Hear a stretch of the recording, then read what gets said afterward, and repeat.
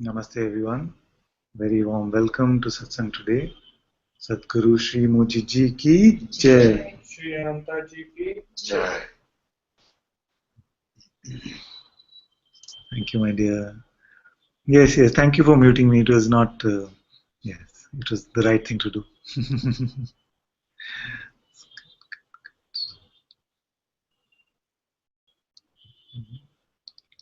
We had fun trying to log in as well. First, I couldn't remember my password. Then it said that some suspicious activity has been detected on your account. So I'm from Geneva, Switzerland. So maybe Prema has been trying to hack into my account or something. So so it forced me to change my account.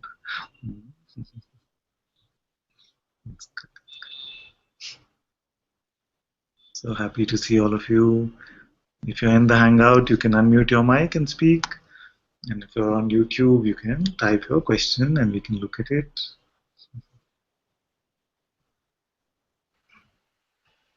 Father? Yes, my dear.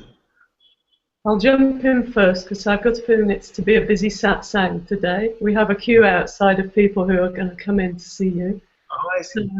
So I'll just jump in to say thank you so much from the bottom of my heart for all that you've given us all. Truly, just beyond words. Just So welcome. thank you. Thank you so much. And I'm so grateful that you're taking rest also. Also important for the body. Yes. Much as we'll all miss you. Thank you so much. Thank you so much, my dear.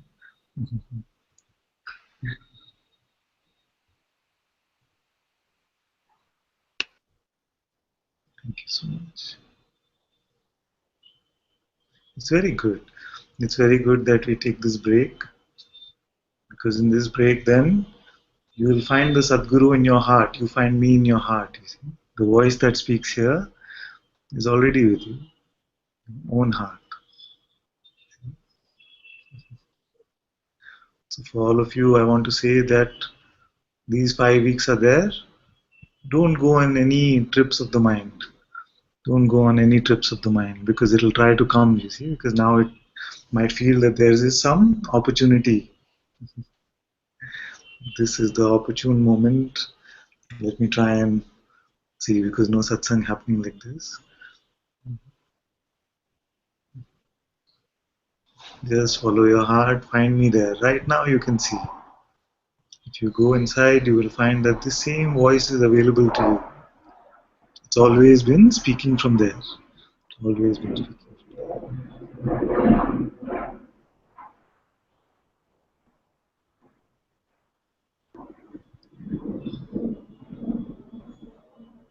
But this pointing is coming to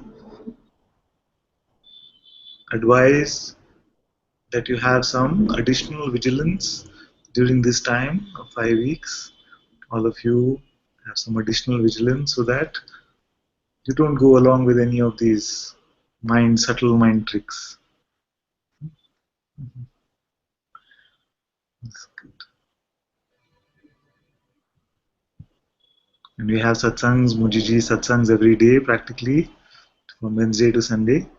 So most of you can try and join those.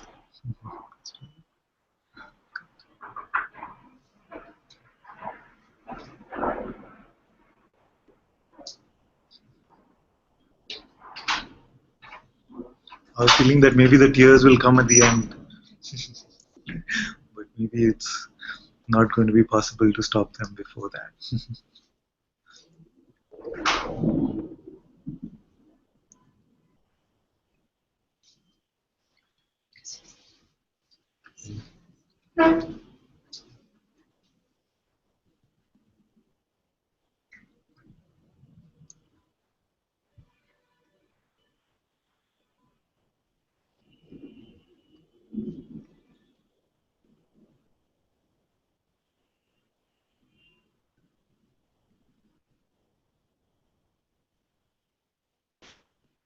There's a lot of chat on YouTube.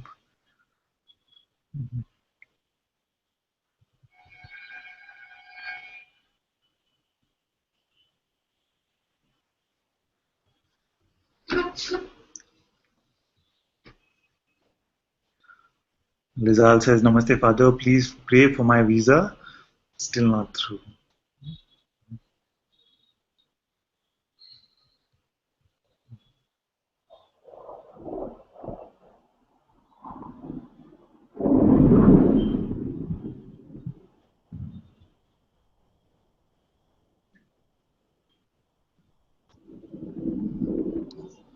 I just feel like I'll see you in Rishikesh.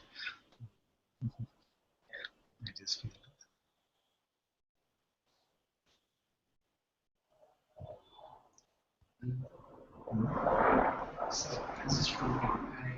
Wait for this. I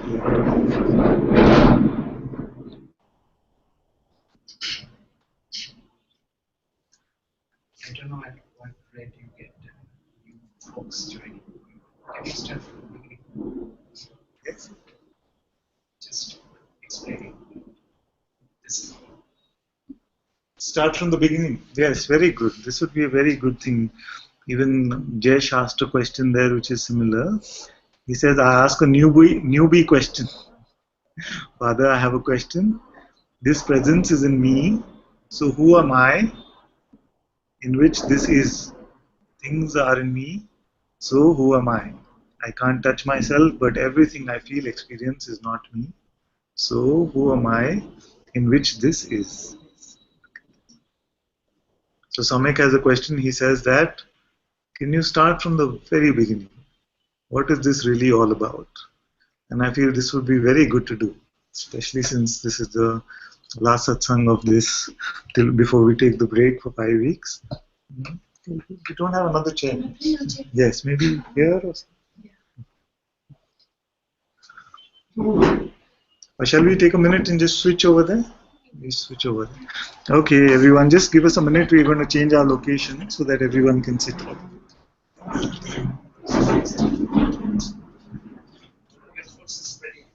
Yes.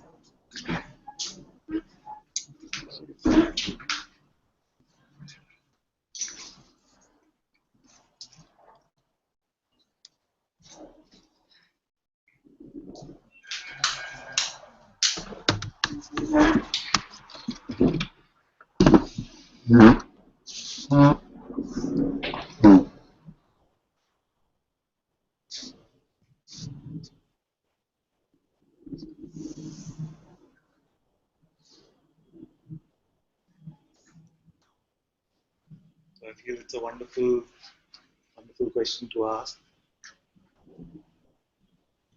So what is this all about? What is this whole satsang thing? Why are we here? What do we do?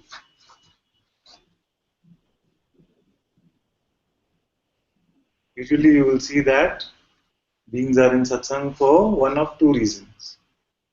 One is to see that whatever I have tried in my life, I have tried for happiness, for peace, but I've tried so many different things, but I cannot seem to find that happiness. I cannot find that peace. I cannot find that joy which I've been looking for. And it's not like everything I've tried has failed. Some things have succeeded, some things have failed, but even in the seeming successes, I can't seem to find this everlasting happiness and peace which I have been looking for. So the question then is, there must be something more to it. This question comes, there must be something more to this than just this next goal, next goal, next goal. And every time you get to something, the mind says, not enough. Still little more to go. You will get there. You will get there. And many have walked this journey. Most of humanity is walking on this journey of getting more and more to get that happiness which they've been searching for. But for a few, it comes this question that this is not working.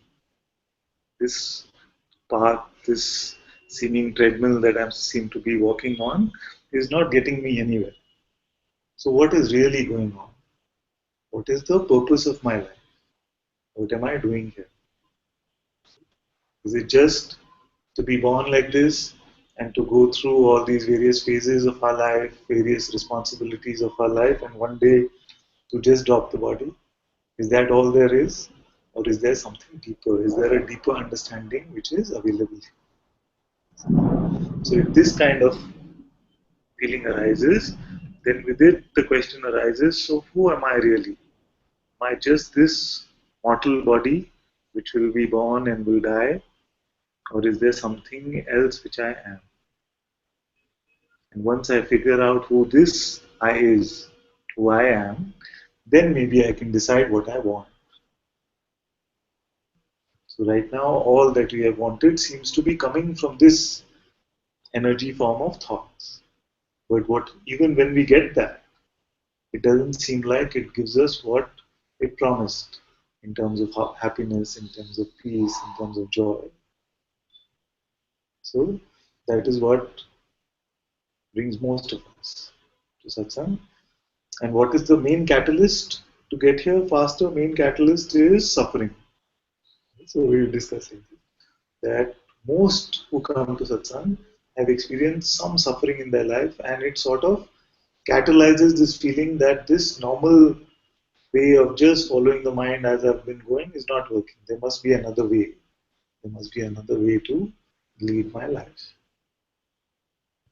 So that's how it starts.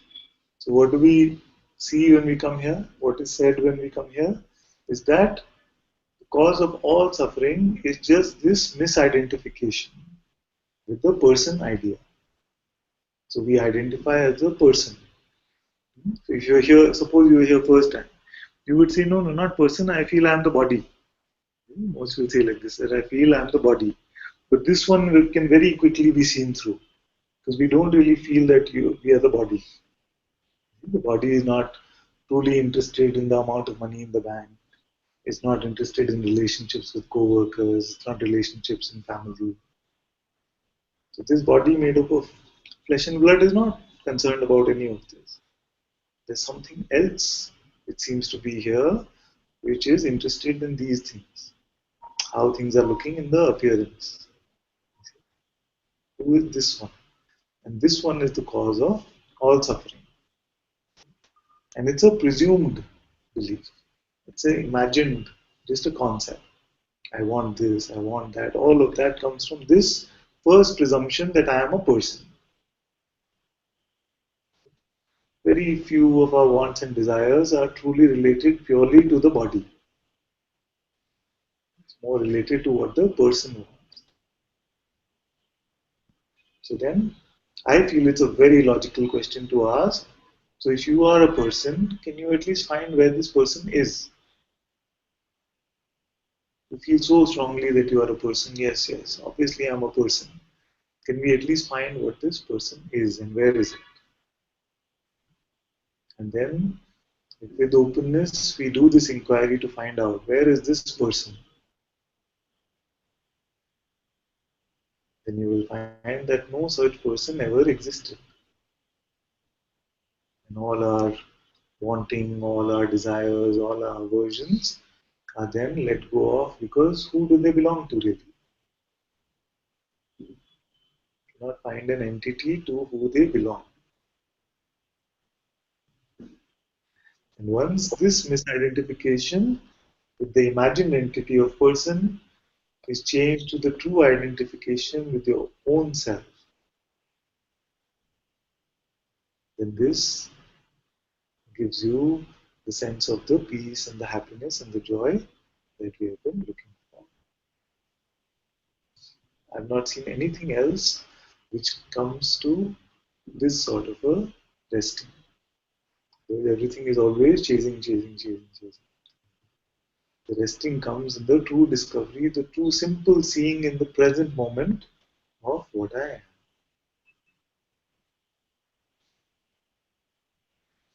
Let's also see if there's some feedback on the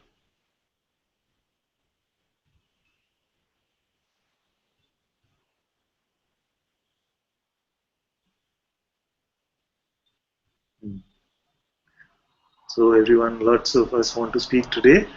We'll see, maybe we have a longer session. Father, we're going to hop out of the Hangout now, so I just wanted to say a very quick thank you so much, and so much love to you. Thank you. Love you so much. Thank you very much, Ananta. Yeah. See Love you soon. See you soon. Yes. Bye. Bye-bye.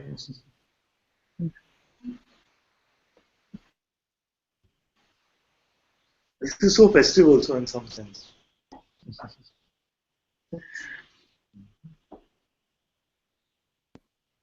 Father, Hmm. may I ask, may I come? Yes.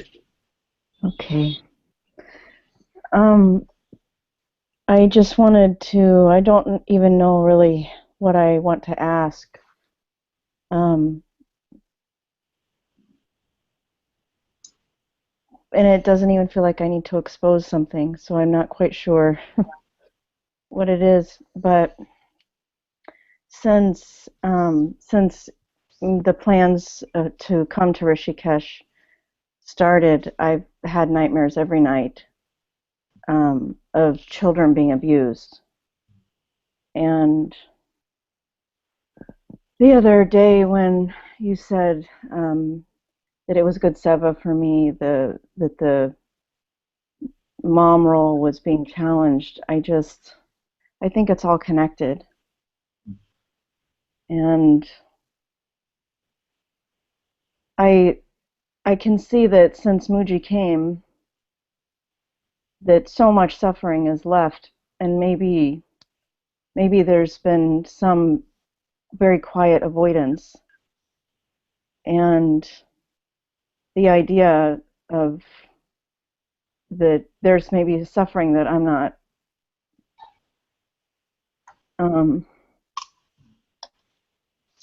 maybe I've been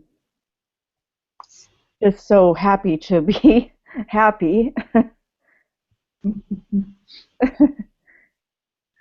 How could And you be so happy when you're avoiding all this suffering which is hiding? Huh? That's what the mind is saying. How dare you be happy? There's so much suffering which is hiding. yeah, maybe it is saying that. Yeah. It's like it's very clear to me that even when compassion is rising, because I'm seeing something or hearing something or remembering something, that at the same time there's the seeing that is not, it's just seeing. It's just seeing. That's all. It's just seeing. And so it feels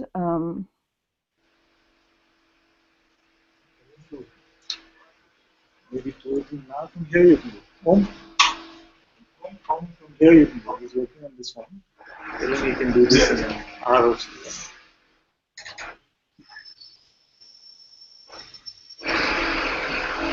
Please give us a minute.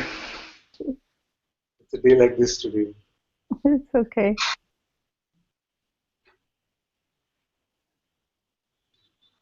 I just wonder, and maybe this is just the mind just saying, have I just been there's been some just wanting chocolate covered moments, and then so in the sleep is coming now these nightmares, and whatever it is, I don't even feel that I need to know. I just say that I choose truth, as much as whatever it is that's even saying that, I don't even know.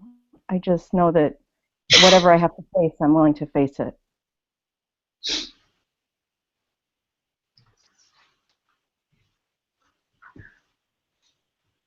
So the mind sometimes it behaves like this. It can't get to you in the digital. I can only say just one more. Okay. The mind comes and says, "Oh, today is the last satsang before the break, so it should be very beautiful." This doesn't seem to be happening yet.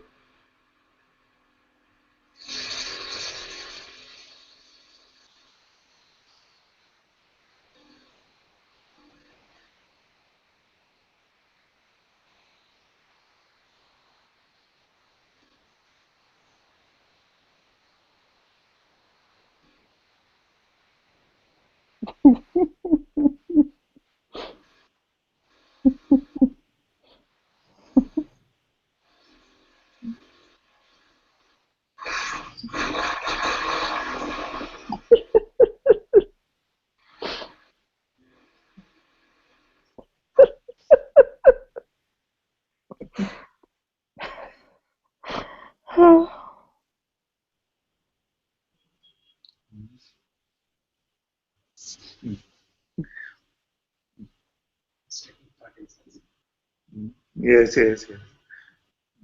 So this might become nightmare satsang.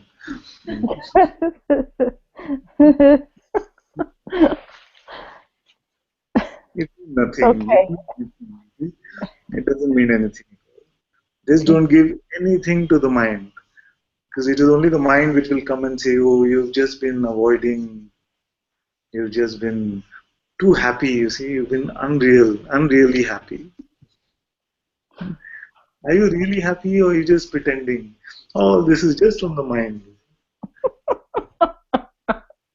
Because happiness doesn't need work. It is to be miserable that needs work.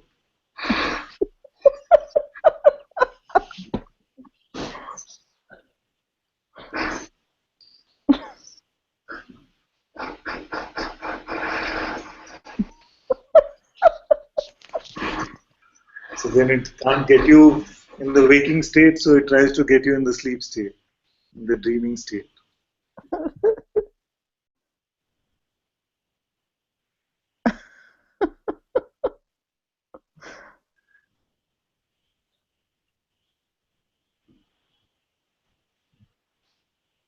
Okay.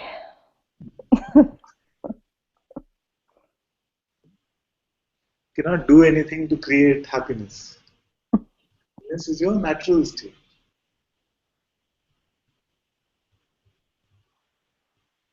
But you can do something to bring on misery. Yeah. In anything you believe. Even if it smells like, oh, is there something in this? Sometimes it's like this. It smells like, oh, this could be true. Yeah. And just before an important trip, before an important retreat, something like this, always something like this always comes. So for you, it's happening in the nightmare. For some of them, for some of us, it might be happening in the this, whatever you call it, dream state or waking state. All these kind of obstacles happen like this. I told you the story once, isn't it? That just before the retreat once, my son, he got a fracture on his wrist and it was quite serious. So then we were saying, okay, we can't go now. And then we called Muji and he said, just come. Whatever it is, you just come. Okay. It's bound to happen that before these auspicious appearances are to arise, before that, these seeming obstacles in the appearance also seem to arise. Maybe just projection of our own deepest fears, you see. Yes. Yes. It's good. Just let them get released. Good opportunity for us to see that, oh, this was still hiding somewhere. It's coming up, it's going out, getting released. It will be over. Okay. Okay. I don't feel that anything will go wrong. I don't feel that anything will go wrong. It's funny because some of the dreams have been about my own children, but then others of the dreams have been about just children. Just like in the dream, I all of a sudden I hear a child being harmed, and I go and I somehow find them, and I think it's true. It's some deep-seated things, and I know it's grace, and I'm very happy for it, even though it's painful to have these feelings. I know it's love. Thank you. This children thing seems to be also a theme for the last week or so. Mm. In the in-person satsang, then my son was not well. Then I had to step out. Yesterday also my daughter was not feeling well.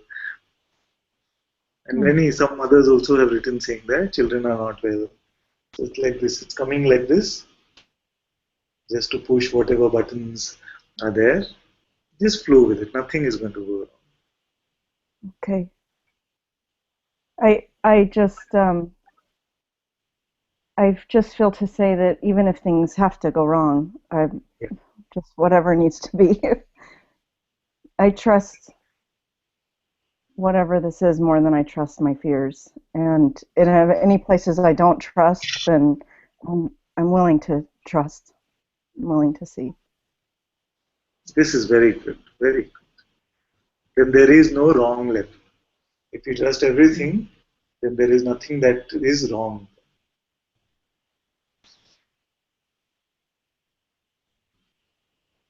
Thank you so much. Oh, thank you, my Thank dear. you. See you soon. Thank you. See you soon. See I'll you go on out the so someone else can come in. Okay. I love you. Thank you. Okay, so we were saying that the cause of all this seeming suffering seems to be this person identity. This is okay so far? You have a poker face, so I can't make out whether you're agreeing, disagreeing.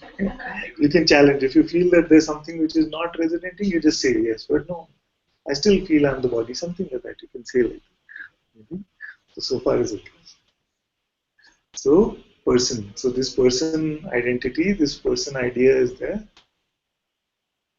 And this seems to be the root of all this desire, of aversion, of planning, of strategizing, of wanting to get something, wanting to get somewhere. All this seems to be personal. So then the question comes, okay, so it's a personal identity which seems to be the root of all suffering. What can I do about it? So without even Advaita policing right now and saying who is this I that wants to do something about it, we can say simply how does this idea perpetuate? It perpetuates with the thought.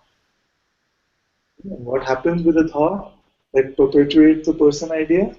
It is only if the thought comes just like any other energy, and there are two forces that work on it. There is echo, my dear.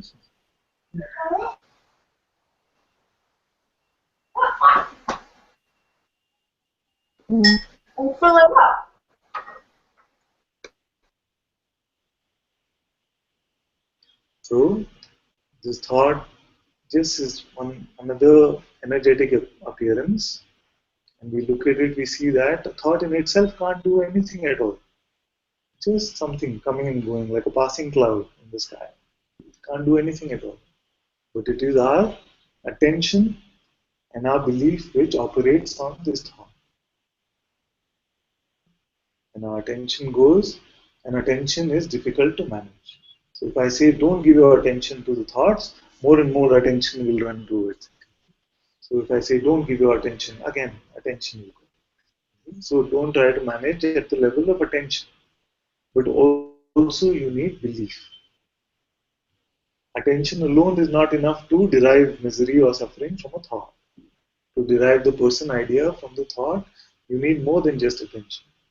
Attention is just a simple looking. Just like you look at any object, you look at this, you look at the computer, then just look at it, but immediately you'll find that the mind starts making judgments about it. This is a cover, it's a little dirty, whatever. It starts. Very, it's very rarely that we're able to look at even an object and not fall for the interpretations about the object. So we meet another person, they may not actually meeting the person, we are meeting our interpretations of this person. We're not fresh like that. So we give belief to these interpretations, and these beliefs expand on or nurture this person idea. This belief. So in contemplating this became very clear that if I say that withdraw your attention, that seems to require many, many years of yogic sadhana. There's so many practices all over the world which are meant to withdraw attention. He said that belief seems to be much, much simpler. Just don't give your next thought the belief. That is the simplest thing that you can do about it. About the person idea, about the personal suffering. So I don't find any possibility of suffering without believing a thought or a concept. So, so far, you mentioned that is for the, let's say, the other part, like external, like object or some other person. So the same. But the same thing for thought also. Just like a thought is coming and it's saying, okay, this is making sense. It is allowed to just come and go, it's meaningless. If we saying it's not making sense, it's making sense, doesn't matter. Or a thought is not making sense, and attention can go. But the minute you get to your belief, this seems to become your reality. It's not making sense to me. Or if it said it's making sense, yes, then it seems to become your reality. It's making sense to me. So the same way, what happens with these interpretations can be given belief about objects, and interpretations are these thoughts which we are saying. So it's saying, is that what you meant when you said external and internal? Um, yes, so I'm just thinking, maybe I have trouble in filtering out, let's say, thoughts that are related to day-to-day work versus thoughts that are not. So it seems to me that some thoughts do require belief and attention, Okay. and some don't. So This is good. This is already a good first step. This is already a good first step because you say, okay, for practical things, I might need thoughts. Practical things, but I refuse to rely on them now for psychological support. I will not rely on them for my support in my relationships. This I will not hold grievances because of these thoughts. All of this goes. So the minute you say day to day, leaves only the practical things like that, isn't it? It does not. It takes away all most of the reasons for suffering, which is interpersonal relationship, security, and any of these things cannot be relied on. So already, if you say this, it's very good. So you say, I will rely on my thoughts only for day-to-day practical things. I need to plan my calendar, I need to plan my appointments, so I will rely on thoughts for this. This will not cause suffering mostly. But what this does perpetuate is this. So this much is very good. If most of humanity would just to hear this much, would be enough and most suffering would go away. But here we have this feeling that we can even look a little deeper than this. This would mean what you said would imply that for my day-to-day activities, there must be a me which is doing them. There must be an entity called me which needs to take charge of the day-to-day activities. And this entity needs to rely on thoughts for these day-to-day activities. And then we can start looking that how does this fit in with this concept that God is everywhere, that God is omnipresent. Because if God is everywhere, then where is the question of me? Okay. Then the mind comes up with some excuses. Okay, there is a God, but you need to run your life. All this kind of thing will come. But if it is God which is everywhere, then who is this you that needs to run your life? Even the day-to-day activities. You see the practical things, cleaning the house, planning your meetings. Who is this one? Okay. We cannot find. I can pretty much guarantee it to you that if you were to look, you will not find this separate entity. But this sense that I am the doer, although I cannot find the person, there still seems to be this sense that there's a doer or something. Okay? And for that also we have a simple experiment. On a Sunday or something where you don't have too much day-to-day activity, just say that I will just let everything flow on its own. I will not pick up a thought to do anything at all. And those who've done this experiment have come back and said that it was so free flowing on its own, but it's not like activities stop. So there is a deeper force that runs all the activities which seem to be happening in this life.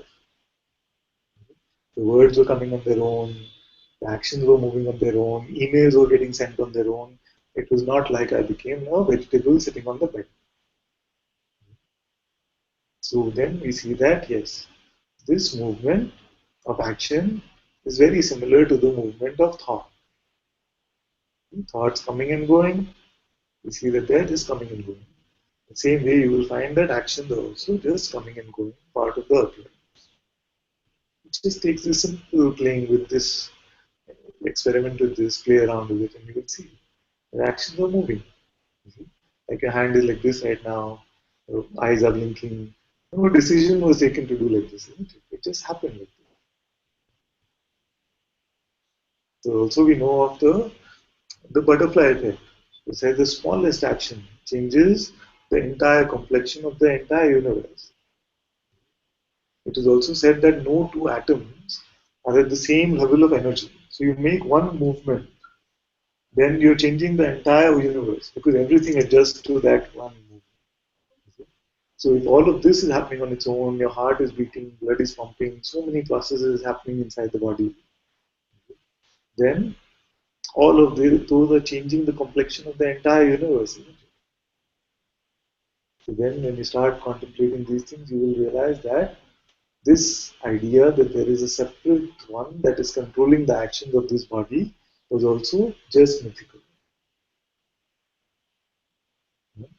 And then you'll see that, okay, if this one is also mythical, then who are the thoughts advising?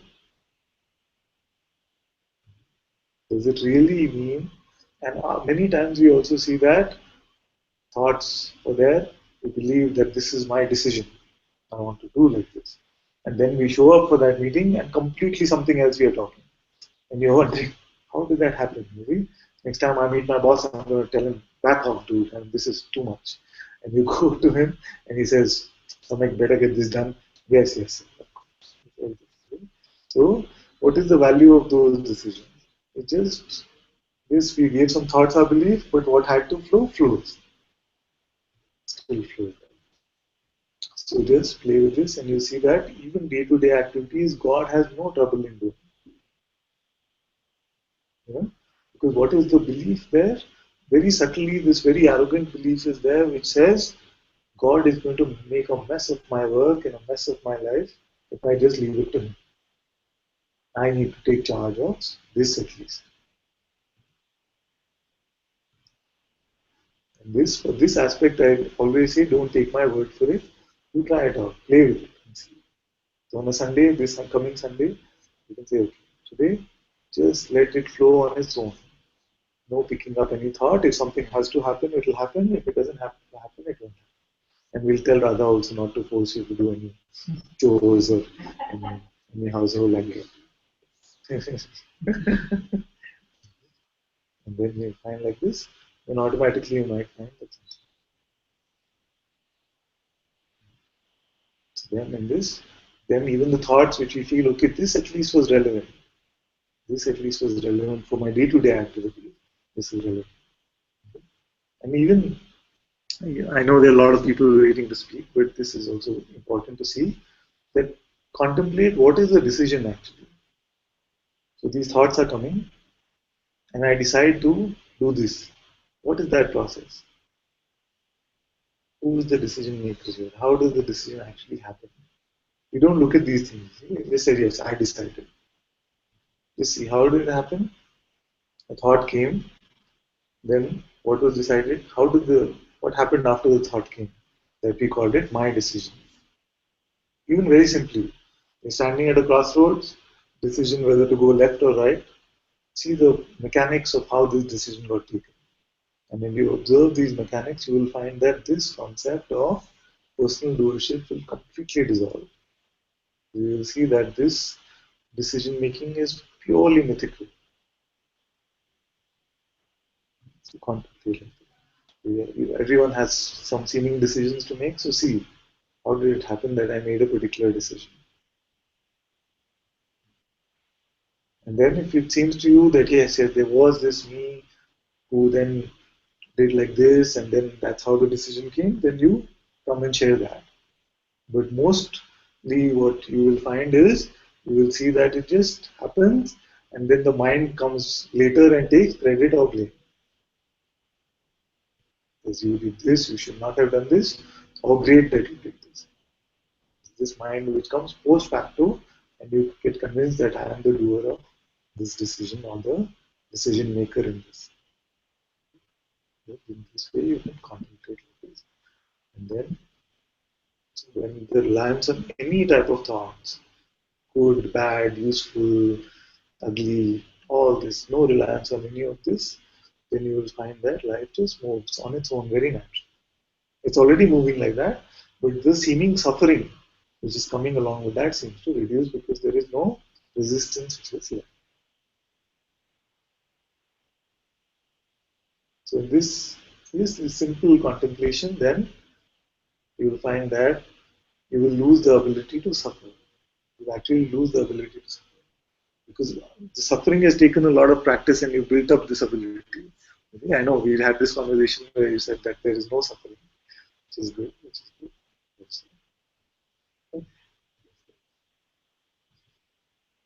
Just remember, you said there is no suffering when you're being asked to wash the dishes or clean. So I'm just feeling. But this ability to suffer through any of this will then just vanish. So this is the most of what we speak about. So the same thing over and over in different sorts of ways we talk about. There are two other things that we speak about, which is when you say, yes, this is fine, I'm losing the ability to suffer, this is fine. But what about this God? We hear that spirituality is all about God. So can you show me this God? And then you say, yes. God, if God is real, then it must be here now. I'm not interested in something which is just coming and going.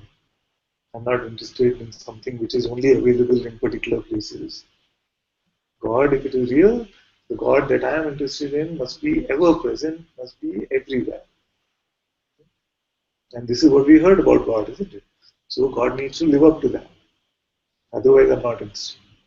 So what is it that we can find in this present moment that is here?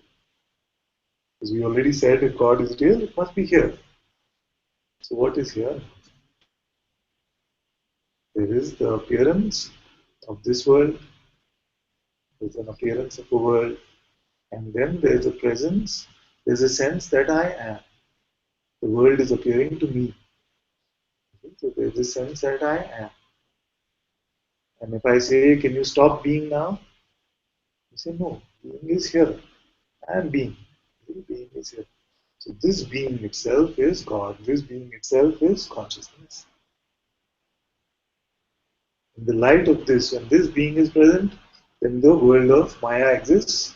If this being is not present, then no phenomena exists. It's in the light of this being that the world comes into play. So this experiencing of God is available in this moment, this instant. Your own sense of being. Siddha Atma.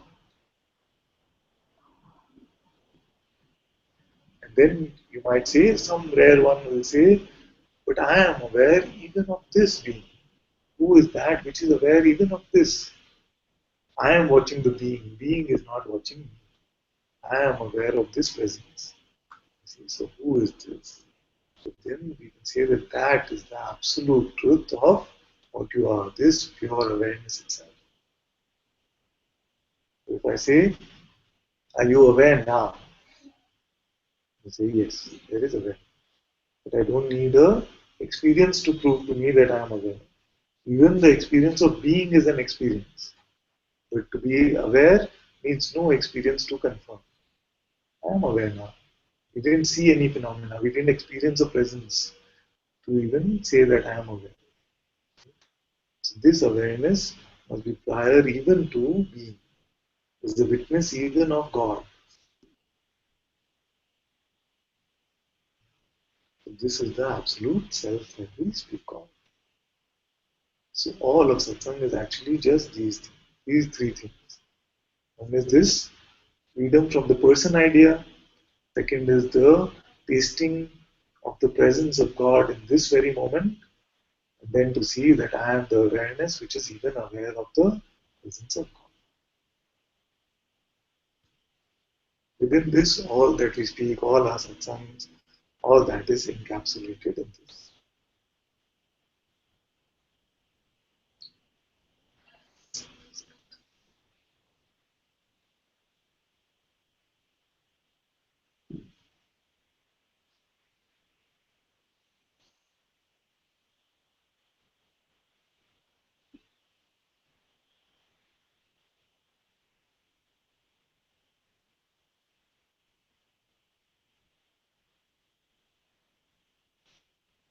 Okay.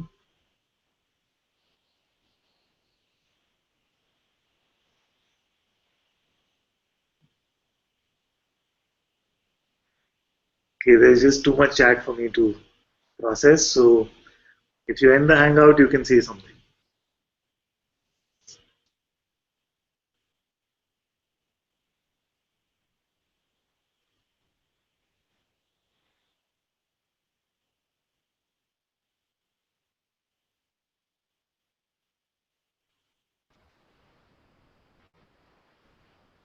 Okay, one thing catches my attention, something that Shivani posted just now. She says this whole limited hangout is such a good satsang. It's either the not able to get in story, usually full of frustration, judgment, and anger, or the I should go out story. This is very beautiful. I like this. When you're out, you feel, oh, I can't get in, I can't get in. When you're inside, oh, maybe I should make space for someone.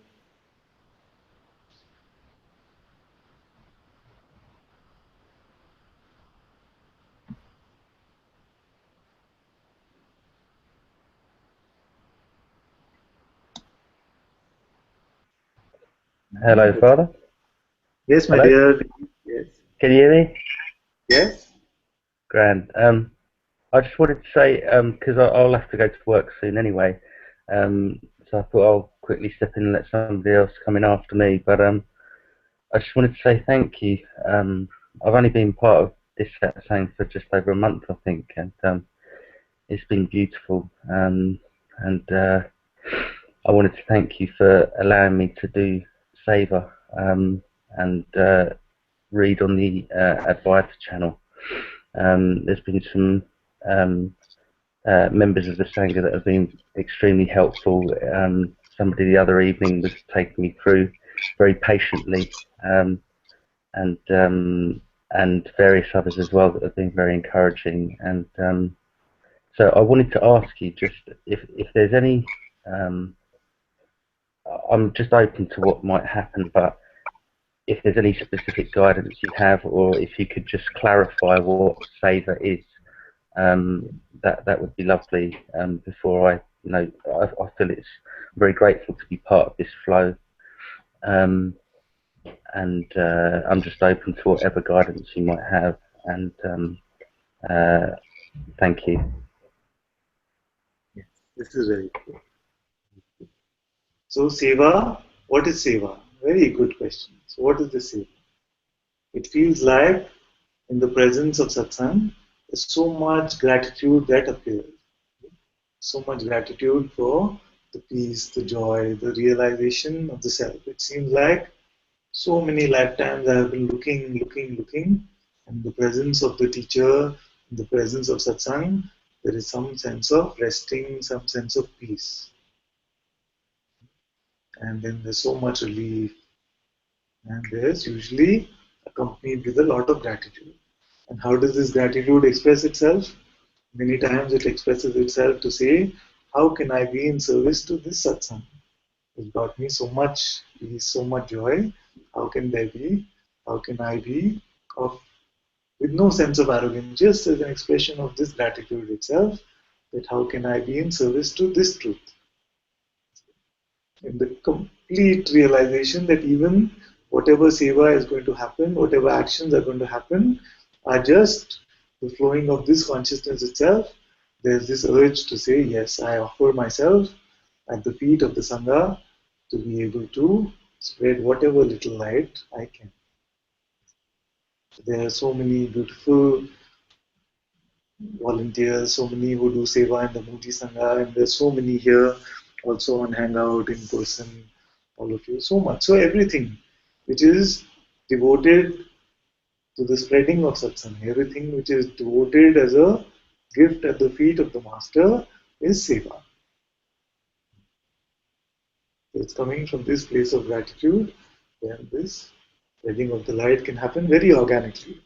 And so much beautiful seva has been happening. You see, yes, Amaya and the transcripts team, so much beautiful seva they've done. The broadcasters, so much beautiful seva.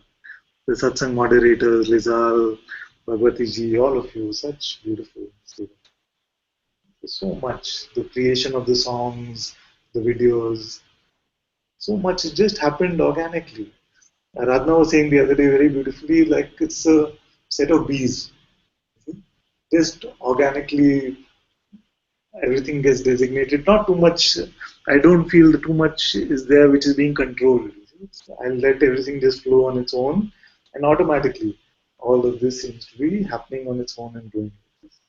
And this can happen organically like this only because it is coming from your place of gratitude. If it is coming from some sense of I am doing something special or something, then it would not flow so seamlessly. But I also must tell you that seva is the most ego crunching thing that I have ever seen in this realm. Because nothing is defined, there's no hierarchy, especially in our Sangha, we don't believe too much in hierarchy anyways. So the mind clamors for hierarchy, for some setting like that, so that things could get clear for the mind. But then when you're put into a seva environment, then you find that it's just floating on its own. And everybody is free to share their opinions. Everybody likes to communicate.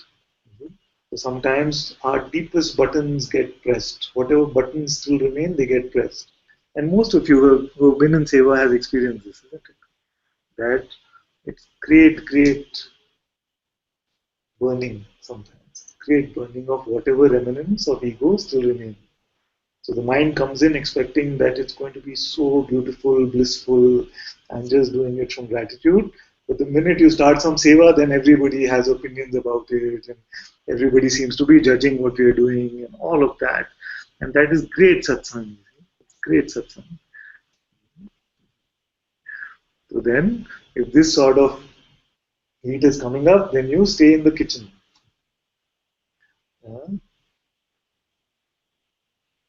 The usual phrase is that if you can't stand the heat, get out of the kitchen. But in seva, if you can't stand the heat, you must stay in the kitchen, at least for some time. And then you bring it up in satsang. But this is this.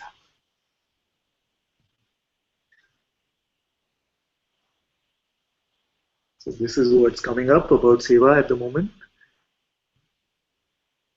I'm very happy and thank you so much. Thank you so much for volunteering to broadcast as well.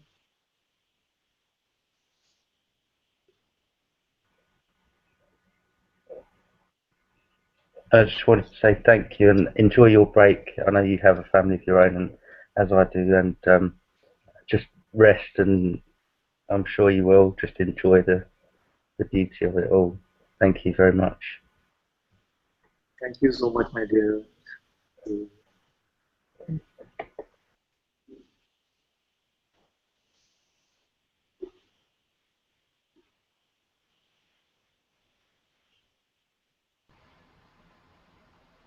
Father, can I speak? Yes, yeah. Please do. I just want to say that I love you so much. I love you too. And I want you to have a beautiful time in Rishikesh with Muji. I know that you will. I'm going to miss you terribly, but I know you're always here with me. I just, these past few weeks, there's been so much burning, so beautiful. Just this morning, I was cutting a peach for breakfast, and suddenly tears just started to flow, and I'm eating this peach, enjoying the flavors and the goodness and the nutrients, and I realized it was all me. Everything's me. Everything. And there was just such joy in this recognition. It only lasted maybe, I don't know, maybe a minute. But in that minute, it felt like an eternity, and it was just so beautiful. And it's just little things like this have been happening, and little nuggets of this being revealing itself to me, and being in your presence. Even now I'm shaking. you've done so much for me, so much. From sorry.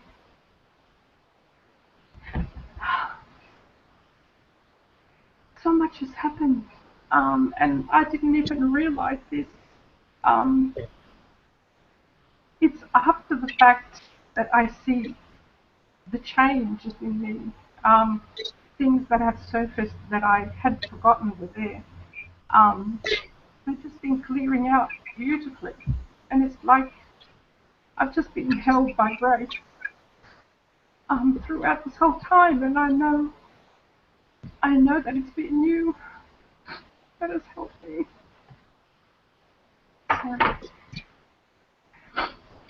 I don't want to take up too much of the time here, because I know everybody wants to give their love, but I just want you to know that I love you so much.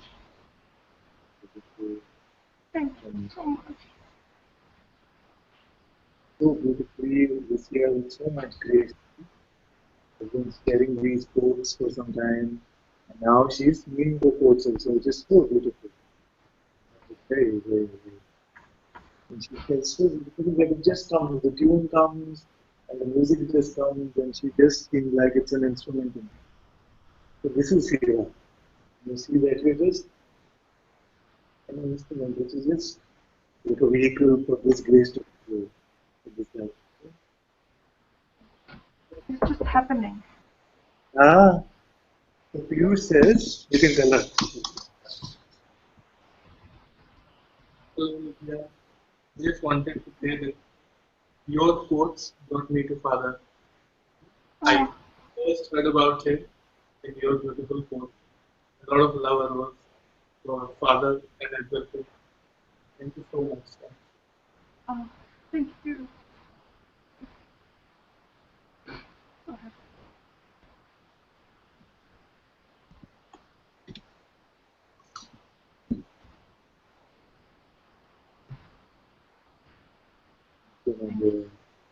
I can leave now and make room for others. Thank you so much. Please give Muji a big, big hug from me. Yes, yes, I love you both so much. I love you both so much. Thank you.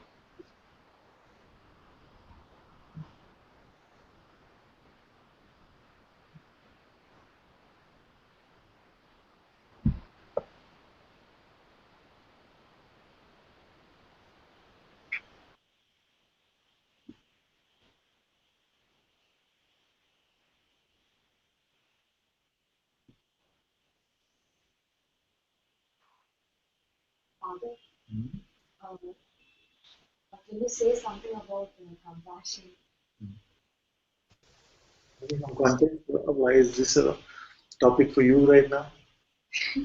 I've been having conflicts with my The professor. that she's like one woman who I know she just pushes my buttons like every time I see her. Yeah. She's like one woman I absolutely don't like, and she wants me to, I don't know. She doesn't like me, I think, and even I don't like her. But it's just somehow, we are put together It is the every same day I can see situation. her face, and it's so. I feel very irritated, and also at the same time, I'm bogged down by the constant seeking approval also. Yes. So it's like, I can't do it. It's so fake. Why would I want to seek someone's approval? Yes. And I want to become something just to please someone in how they perceive me as in their own head. Because too,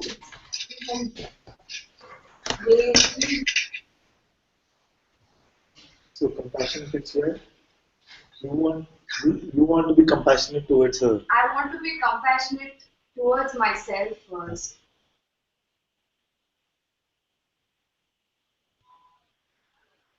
Because it seems like you're being attacked from the outside. You are. I don't know. She says a lot of things which doesn't make sense, and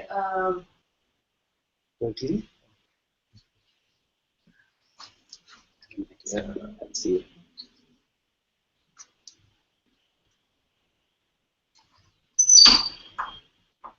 So she says a lot of things that don't make sense.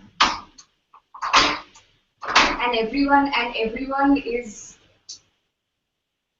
goes to seek everyone's approval, and it's like, oh, are they doing it right? Should I do it? No, I shouldn't do it. Maybe I'll not get my recommendation letter, to go study further. And she says it also that you're not keeping up to the you're not keeping up to the mark and the target and this. Although the work flows, she says, and she says, aren't you obsessed with what you're doing? You don't have an identity for yourself. You have to, when you go outside in the real world, you have to do it. And I get these lectures every day, like day in and day out. I get this, and at some point, maybe it pushes my button because I'm holding on to something, or maybe what he's saying makes sense. What is the highest goal you can have? Highest goal. You are without a passion for something. You need to have some passion to get somewhere. They're saying like this, isn't it? So, if you were to ask them, what is the highest that a human being can achieve? What is that?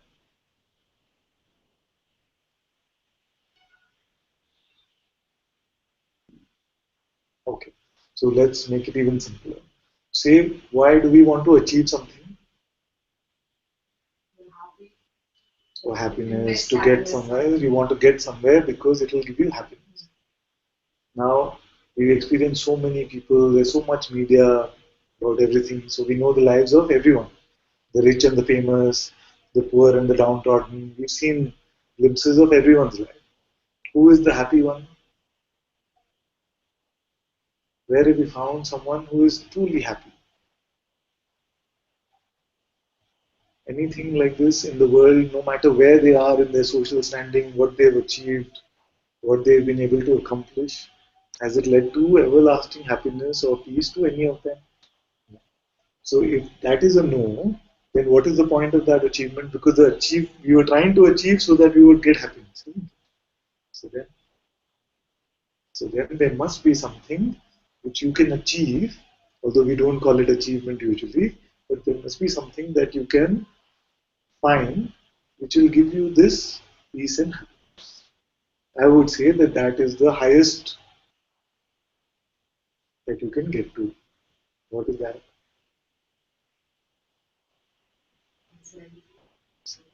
To discover what you truly are, which is beyond all this play of appearances and striving and getting somewhere. Beyond the temporariness of birth and death.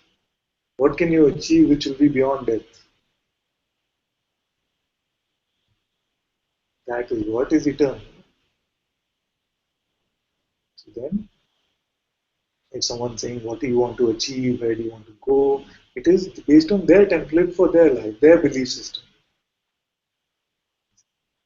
And if we find that your feeling is that you have seen many achievers, many non-achievers, they all seem to be in this place of striving, struggling, trying to get something. And you see that this, the realization of myself, there is none of this. There's just the simple witnessing of all of this play. Then would that not be far beyond what can be achieved in this world of Maya?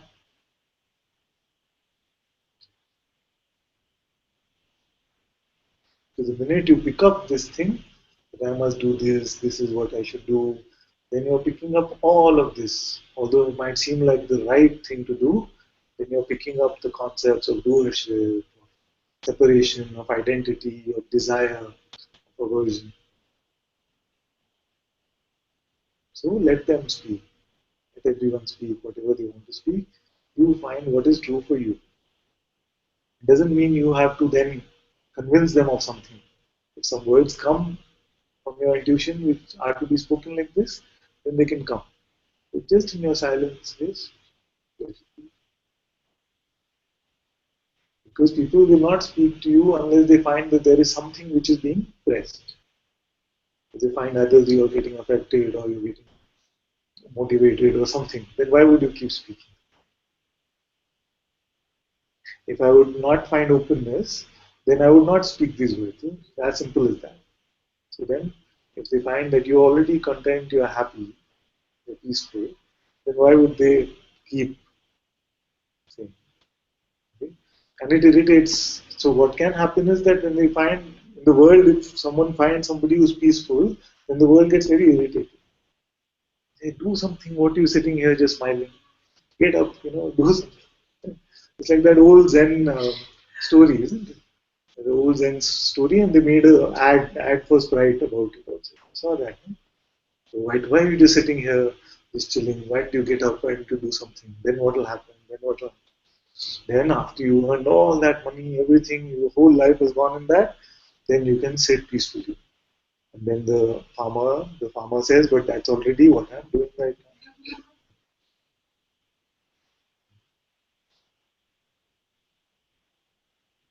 So what happens usually in the world is that we get to striving till the very end. There are many old people who are on their deathbeds who still feel, oh, I left something unfinished.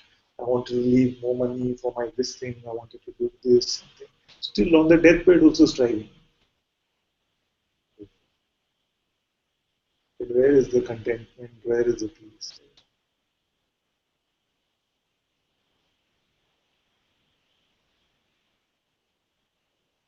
So then you find the contentment of your being in your heart.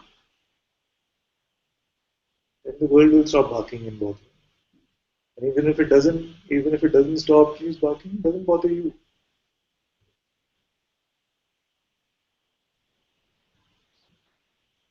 You see, you said like there must be something here which is getting pushed or something which is getting some belief because some identity might still be here. This is good satsang, this is good grace to expose this. To see that this also must be now let go. Who must achieve? For many now, you've been here for more than a year. Isn't it? When you say no person, that is clear, no person. So who must achieve?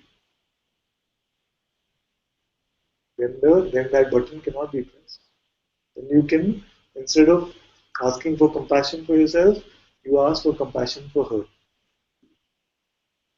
Because she's in this delusion of personal devotion.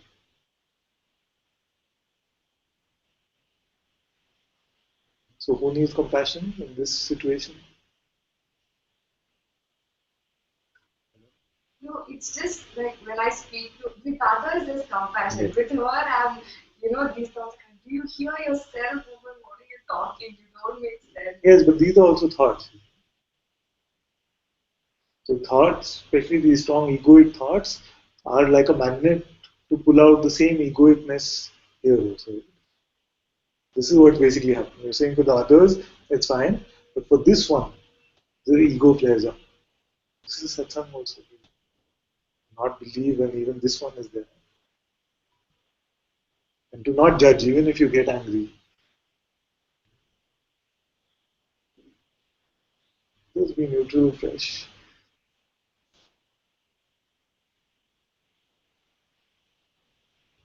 It's just I've seen that when I'm put in a situation with her, there's a little bit of defense also. Yes. And she tends to go on and on and on, and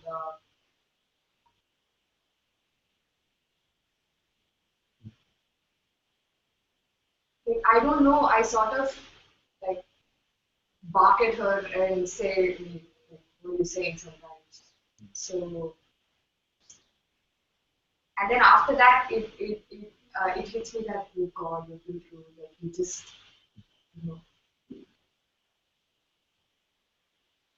It's very good. It's very good. Not that you've been rude is very good. I'm just saying that this happening is very good.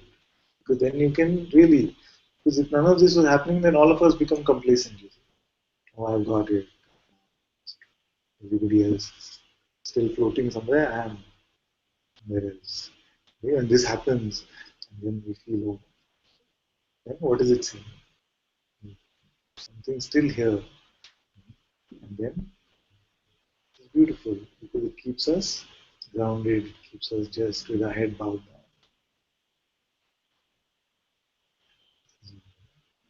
And life knows these situations, what to give to you, what dose is needed at what time. Giving you this just so that you're grounded, you're not getting complacent or arrogant. And then you will not judge others who get rude. Right? Because if you remember, oh, then some rudeness came from here also, so when it comes in my direction also, it's the same thing. You not say, oh, I am in satsang, so my rudeness is not rudeness. They are not in satsang, so they are really being rude. The same energy is flowing. You cannot judge it.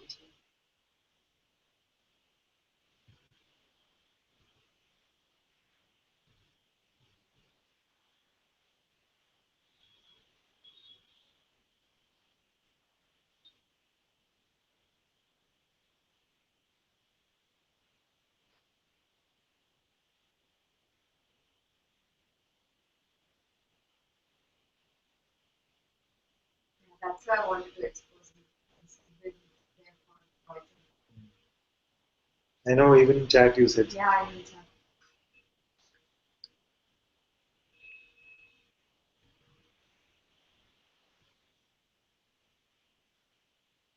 Just stay with what you are. What is clear to you right now about what you are?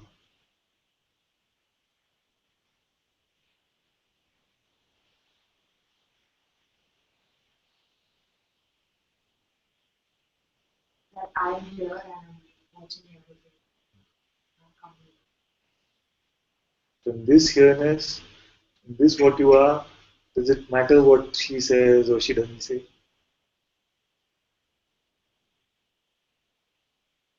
Then there must be some picking up of some other identity which makes it possible to be concerned, isn't it?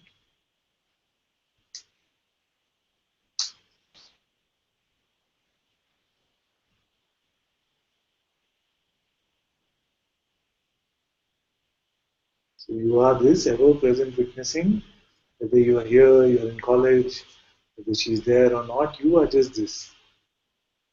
The appearance can keep changing.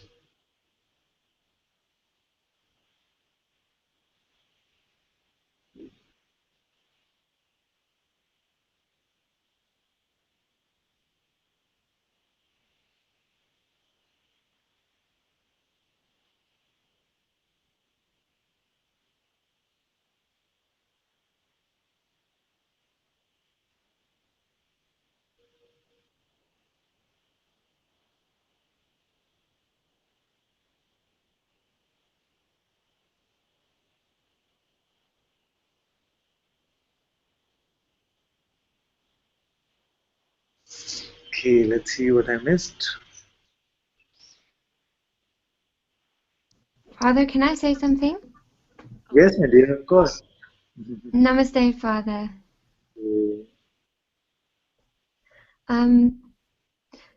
I can't, I'm holding with my hand, so I have to do the one-handed. Yes. Father, yeah.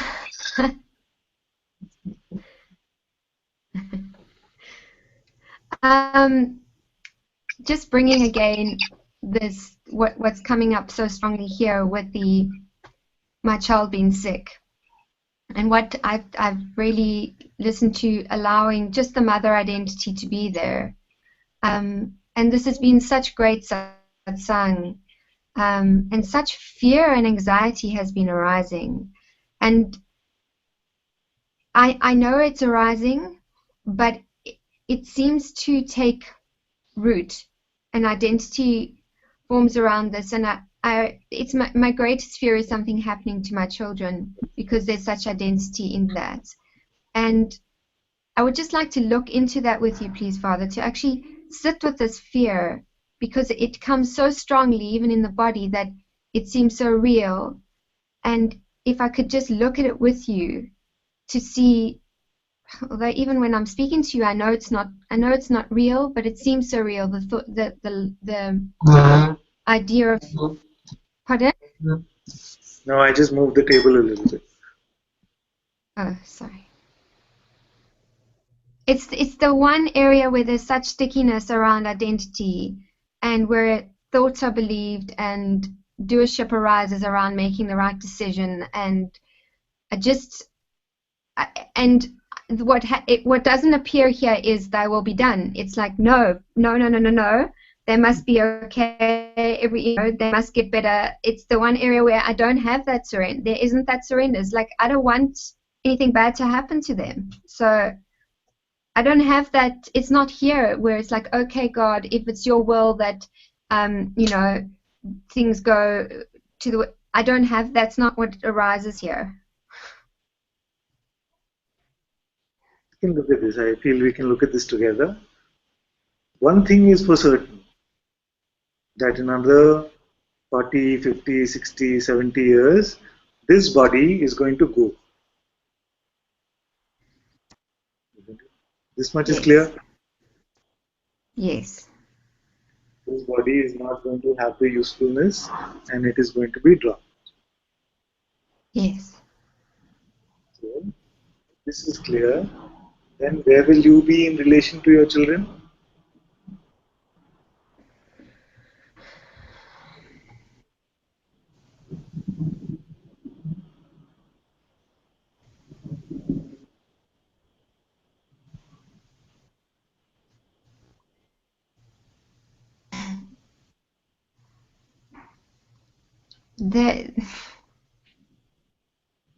They're just part of, like, the body is this collection of sensations and the perceptions, and if the body drops, then it's just this, and is it that they fall with that? Are they, and this, I've contemplated this a lot, is that, are they even there once my body drops? So we can look at this even deeper. So actually, fundamentally, at the root, there is just pure awareness, or there is pure awareness and the presence of being. If you were to really make it very simple and look at the states which are there, so if you were to break up all the states, it's either just pure awareness or pure awareness and the presence of being, which means dream state, waking state, all the other meditative states are included in that. So then, in sleep state, there is no concern even for children, isn't it? No. No concern even for the most beloved, most beloved. So, in sleep state, there is nothing. There is no such phenomena at all. Then, the presence of being. We see that it is the light of being itself which is everything. It is projected on this cinema screen, but it is this light of being itself which is the root phenomenon. So if being is present, then all is in this being. All is this being itself. So you, the concepts of you, your children, others, everyone is this being itself.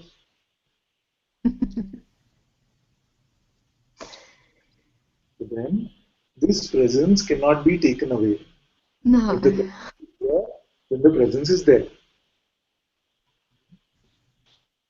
And where does it go? Even this presence dissolves back into awareness itself. So it must be coming from this pure seeing. This being also arises from the pure seeing itself. And this, your children, your loved ones, are just the same being itself. So whether this body is there, this body is not there, this being cannot go. And if it is dissolved into awareness itself, then there is nobody to be concerned about it also. No. If there is a sense that I am, then this I am is all encompassing of all there is, isn't it? So where can someone go?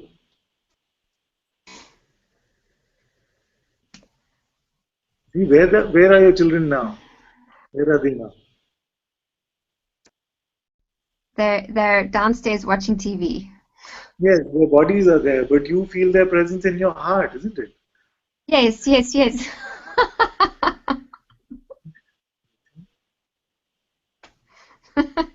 So I can say you are upstairs here and they are downstairs. And if your body was to pass away right now, sorry if I'm sounding a little morbid today, but No, it's great. this body was to pass away right now, they would feel that you're still there because they don't know that you're not, I mean, this body is not moving with vital force anymore. You see, because you are Yes, also in their heart. They're feeling the yes. presence of beingness itself as you, just like you feel their presence in your heart. So it is not dependent on the state of the body because the body has changed already. They came out so tiny. Every cell is now different, isn't it? Another 10, 15 years, they'll look completely different. So is it this body that you're attached to? What is it that you're No, attached to? This body will constantly change, constantly different. If you it's look at not. my, I don't think. Yeah. if you look at my son, he's taller than my wife by almost a foot. You see, where is that tiny child who came out?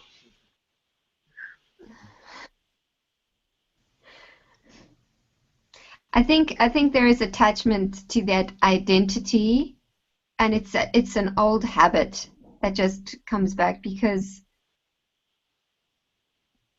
nothing can be lost, nothing can be gained. And how could it be that they're outside of what I am, what is, you know? Absolutely. It takes somehow takes root. The thoughts are believed and taken root, and I just leave this all here. But even yeah, I don't know. Even that seems, I can't even say. It's good. It's good. Thank you, Father. It's Very funny. good. My daughter said to me the other day. A little boy at school said to her, "When you die, you become a ghost." And she said to him, that's complete nonsense. You are spirit, and you are always spirit, and you can only ever be spirit. Only your body drops. And I thought, yeah, you see, they know. So, thank you. Thank you so much, Father. Thank you so And much. thank you for everything. Thank you for Oh, everything. thank you so And much. please give Mudiji a big hug from me as well. I wish with all my heart I could be there. Yes, yes. I will. I will. Thank you, Father. So much. Thank you.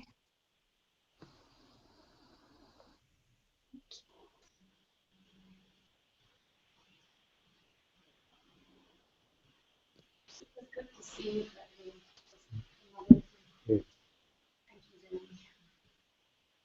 Radha says thanks to you for the question because it hit home with her as well. Can I say something?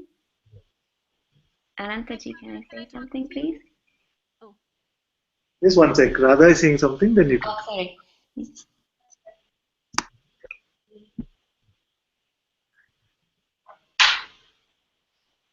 Yes, she's done now, my dear. You can come.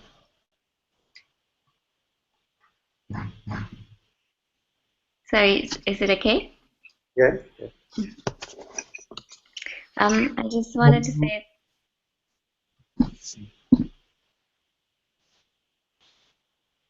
I just wanted to say that today, I just this feeling of anxiety. I think just from feeling this is finishing for now. Just I think just this concern that in that time, that the mind's going to come back and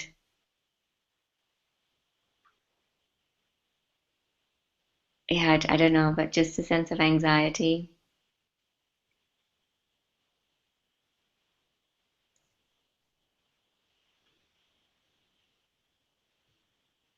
Where am I right now?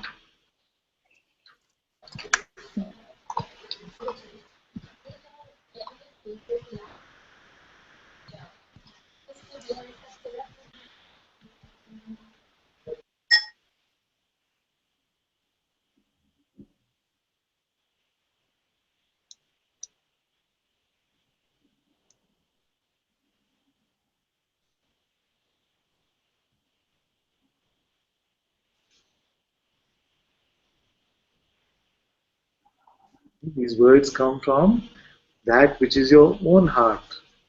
It's your own presence. And that cannot leave you.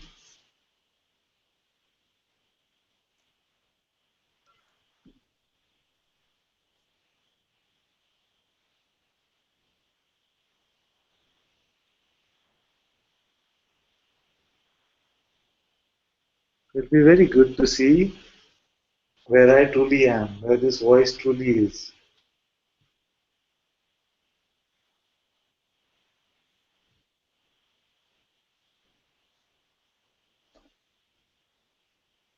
Is the Satguru not there already with you in your own heart? It is not the outward manifestation, this body, this Ananta, which is important, you see.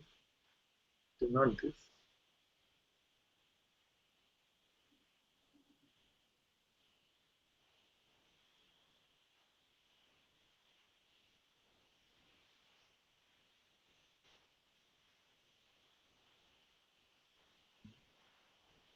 It is not Ananta which is important. It is the presence of your own being.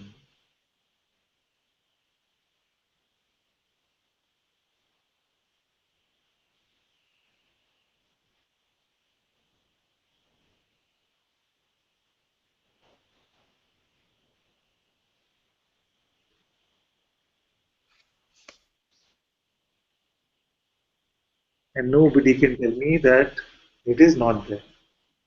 That's the best part about it. It cannot go anywhere.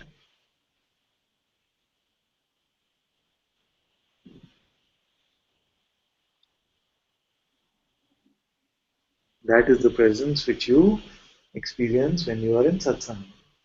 That is why you enjoy satsang. That is the bliss of satsang.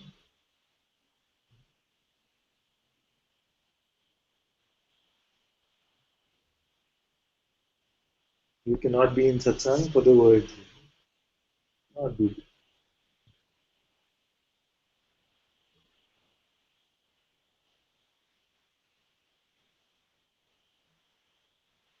You must be here because you can sense your own presence. Your own presence.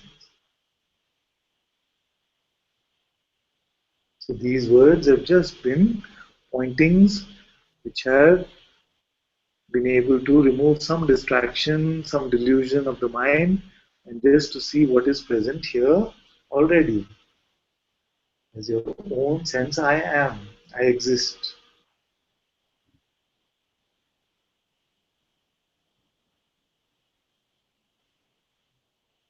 To stay in this beautiful neutrality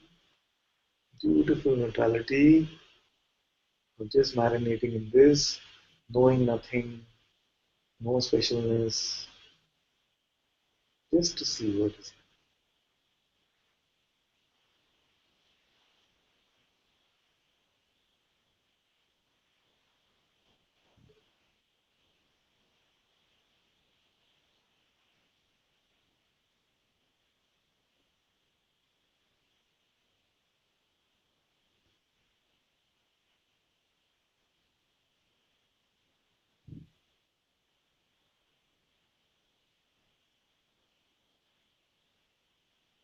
And if all of you are truly grateful for satsang, you're truly grateful for satsang, then just be even more vigilant than usual to any stories of the mind.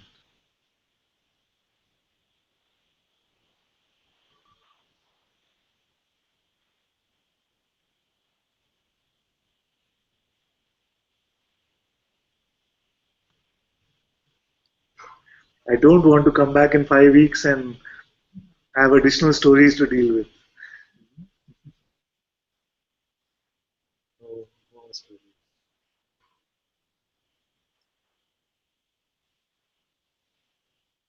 You come back in 5 weeks and you say, "Oh, 5 weeks gone already? You're already back?"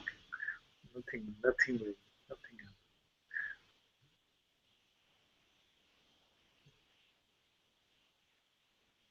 All that the mind is saying is just stories. Just stories.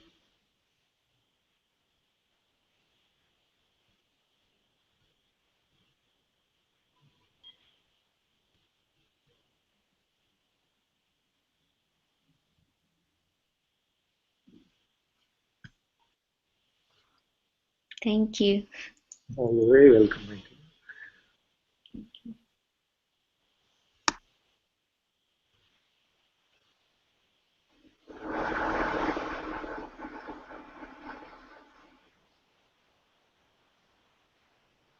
Hi, Father. May I talk to you?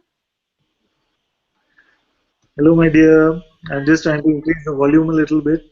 I know my volume. Can you hear me okay? It's okay now. Yes, yes. Yes. Hi.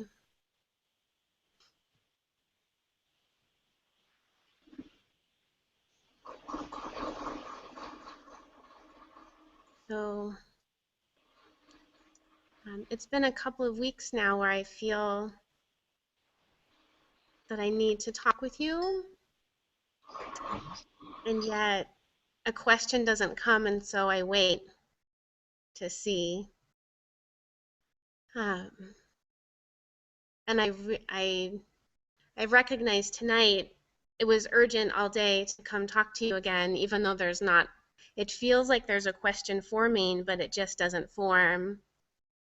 But in the last 15 minutes or so, there's a lot of something happening in the body, which is fine, but just a lot of shaking,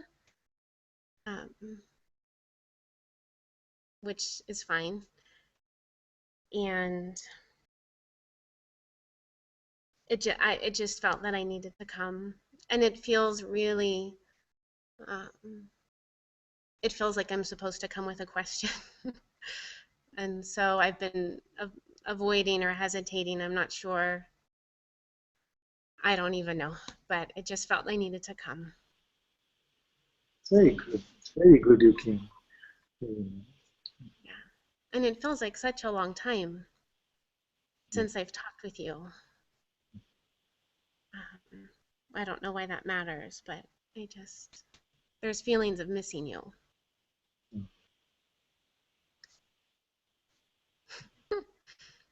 I love you so much, my dear. I love you so much. I can't talk to you without crying, apparently. And I thought I was coming to Rishikesh.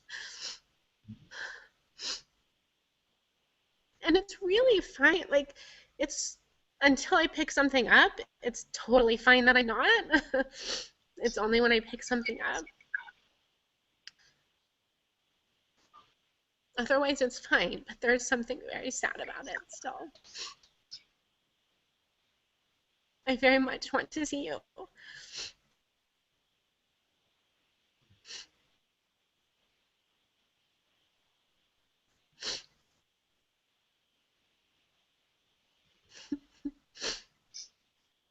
I know I'm coming. I just don't know when. Yes. I can feel that. And I'm just so grateful. I'm so grateful. I thought tonight I wouldn't cry, but I guess that's impossible. I love you so much. And I guess my only, if there is a question, is that if there's anything here that's not, if there's anything here you see that's avoiding or hiding or anything, to just expose that.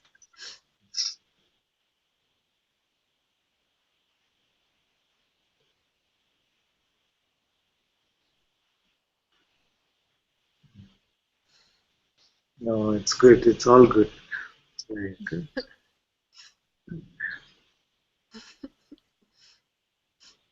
You don't have to do the nice treatment. Yes, yes, I don't. I know I'm crying, but it's I don't feel upset. I don't feel upset.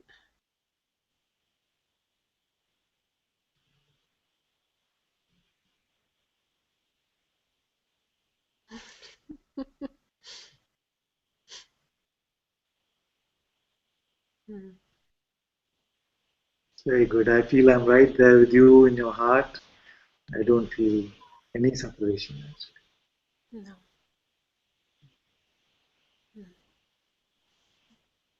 I love you so much. Oh, I love you too. Thank you. So much.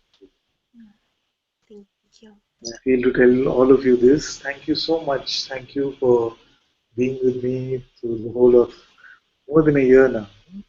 We've been having satsang since when? Last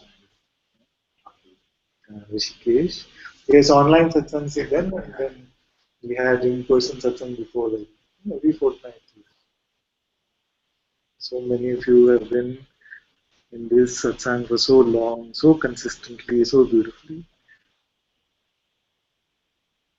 I'm so grateful. Although I feel I don't say it often enough.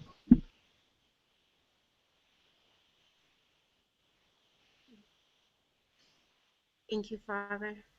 Thank you, my dear. Thank you so much. I love you. Love you too.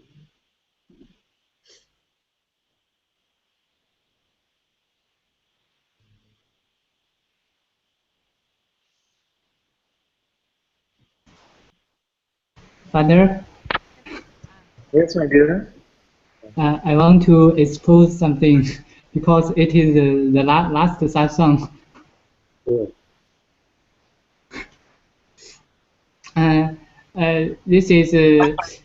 This has been for several years.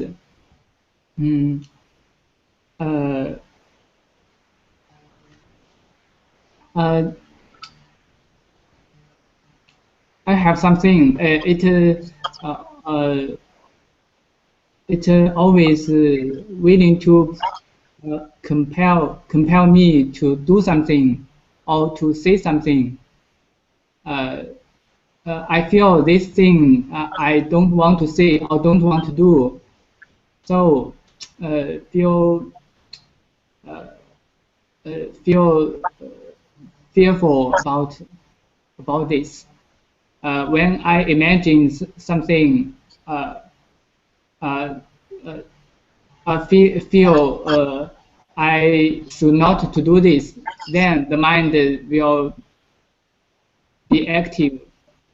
Will say, you do this, you do this. Like when I go on the street,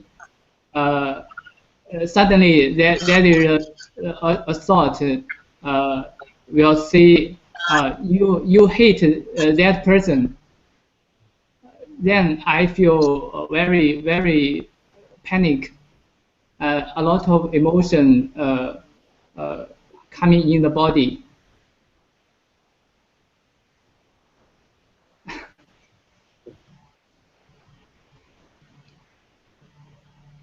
Have you actually hit the person? Or What? have you actually hit the person when it says like that? No, it's just imagine. It runs automatically, but feel very bad.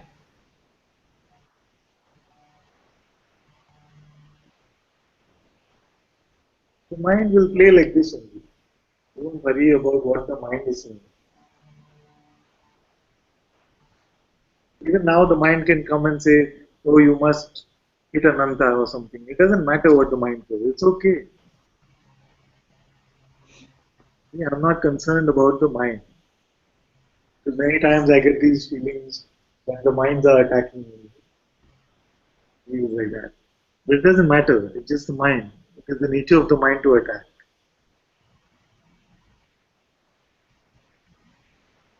Suddenly it says this again and again. I don't know whether to do or not.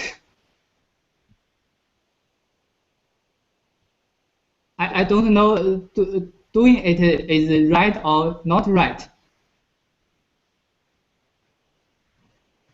It always says you need to do because if you not do this, you will suppress yourself or something. Then it like I want to tell you something. Okay. Everything that the mind speaks is rubbish. Everything. You don't have to cling on to any thought. No thought is true.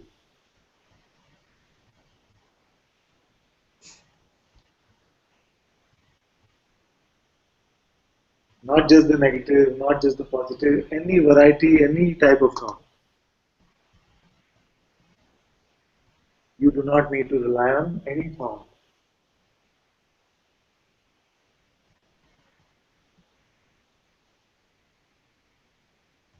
That's why we've given you the most simple pointing, don't believe your next thought. It's the simplest. It takes away all concepts of what to do, what not to do. If there's a sense I must do something, okay, don't believe your next thought. That's all you must do.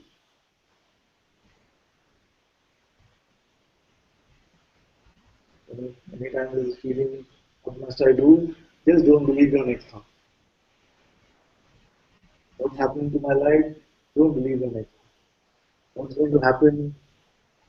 Don't believe your next thought. What about money? Don't believe your next thought. What happens to my girlfriend, boyfriend? Don't believe your next thought.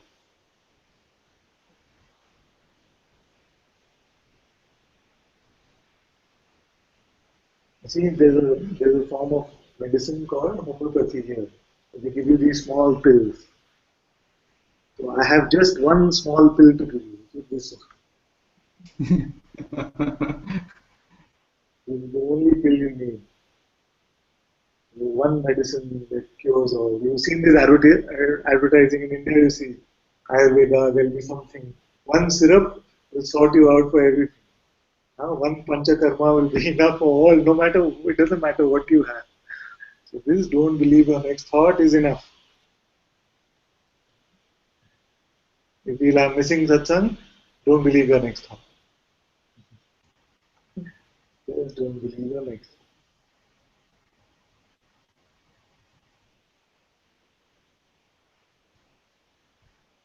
I must now become something. Don't believe it. Everything that the mind is saying is taking you on this merry-go-round which will only go round and round. You are already that. You are that which is complete, full.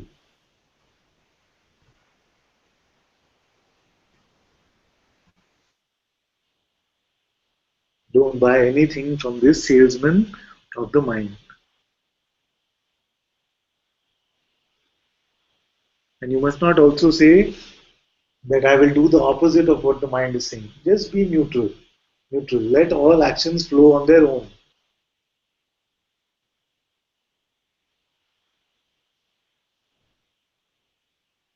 The surrender is just seeing that all actions are happening on their own anyway. So I'm just going to drop the belief that I am doing something.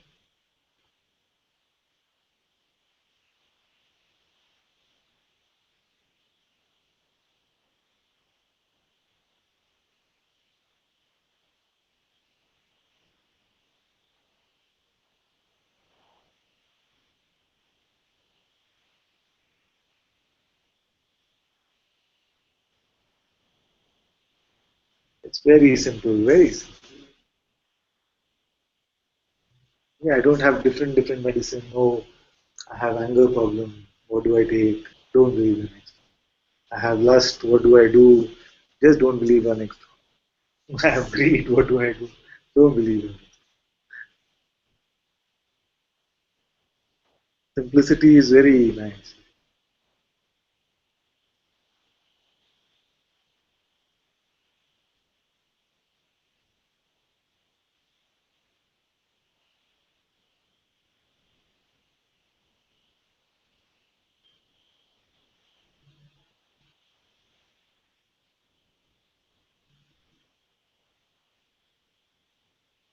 Is there anyone here who says, like Jaya said the other day, that this, I don't understand this, don't believe your next thought, or it doesn't work for me? Does anyone feel like that? You better come up now. And if you're still feeling like that, you say again.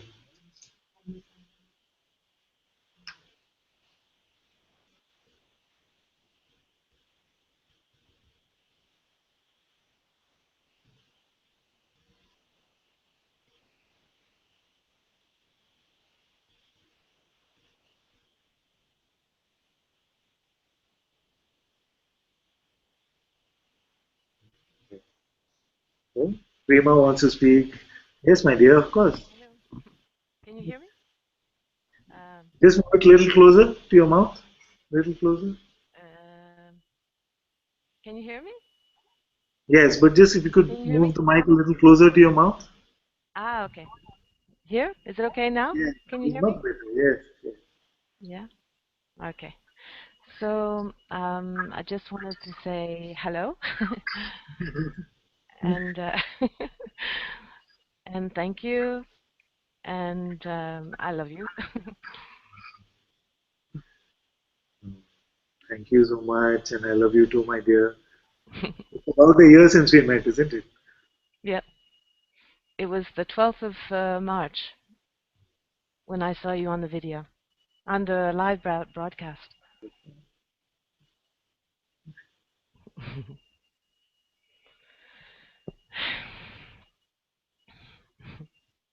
I don't really have anything to say. This is very good. I'm very happy I get to see you today. It's been a while since I saw you. Yeah. So what, you've been avoiding the hangout or what? I don't know. I just didn't feel to come in. I just feel you're so strong in my heart. Your presence is just so, it's just there all the time. So I don't know.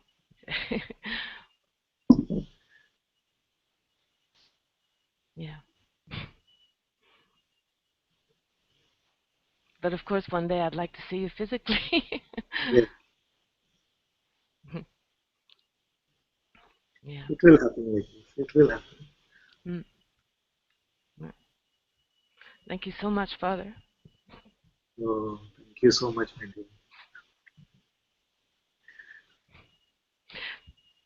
You know, when I think of just Prema, I just think of Prema and my heart just melts. Mm.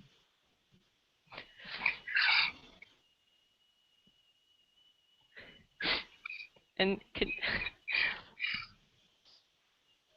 you can say can you say can you say hello? Can you Can can you you say say hello to Moody? can you Is say that, hello to Muji for me? of course, my dear, of course.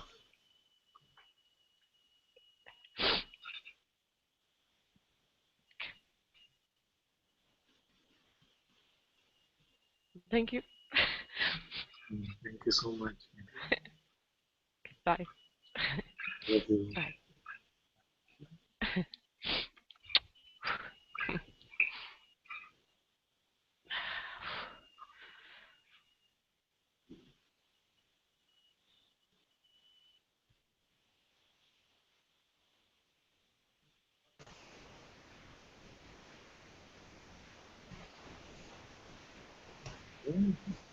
He says she has a question.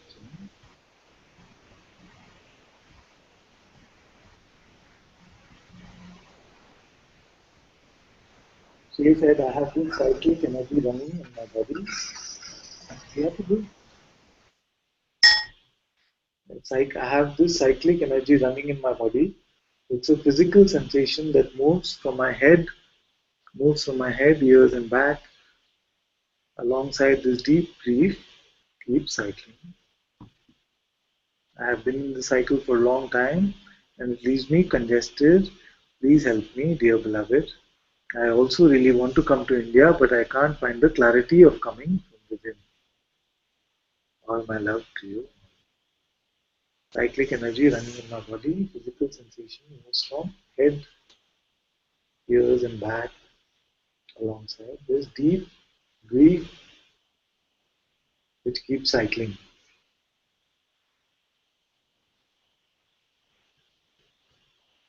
And if you can tell me how this started or what was the trigger, or did something happen, or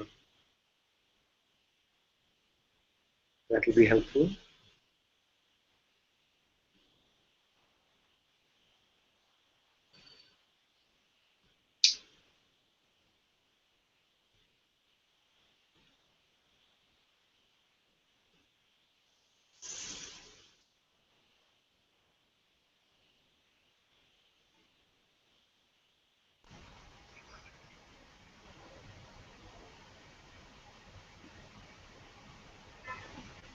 Father, can I ask a question for my sister?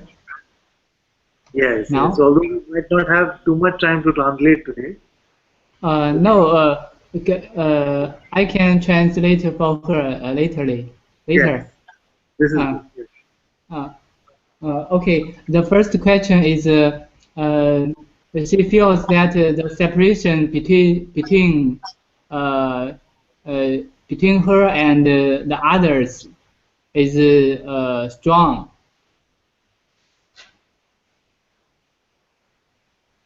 Yes. This separation cannot exist without the belief in the mind. That's why when I say don't believe your next thought, it is enough. If she's not believing a thought, then can she show me separation?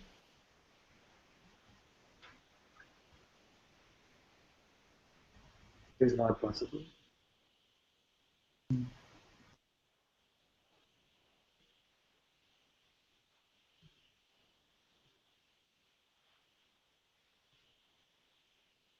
The second question is when others say something about her, she cared about it very strongly.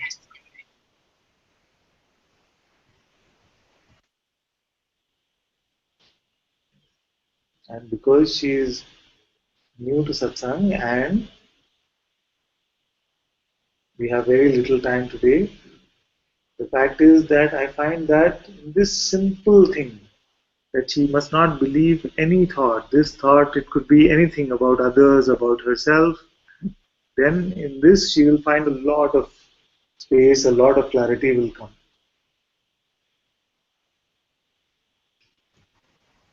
Okay. It's the simplest pointing.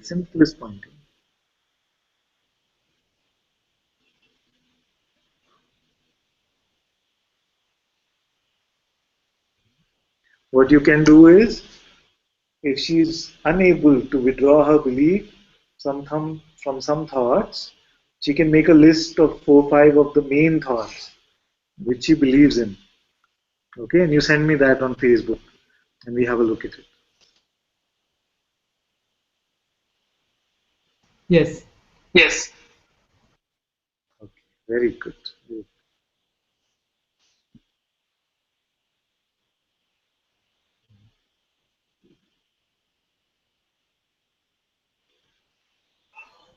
Father? Can I quickly? Oh, sorry. Yeah. Go ahead.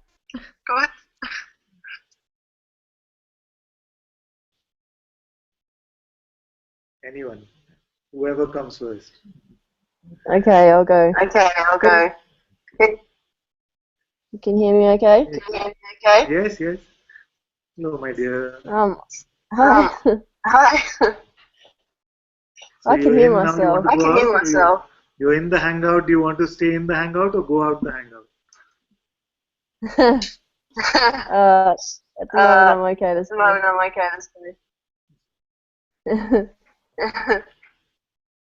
I can hear myself talking. Do you have Like the an YouTube? echo. Oh. No. No. That's okay. I just wanted to say thank you as well.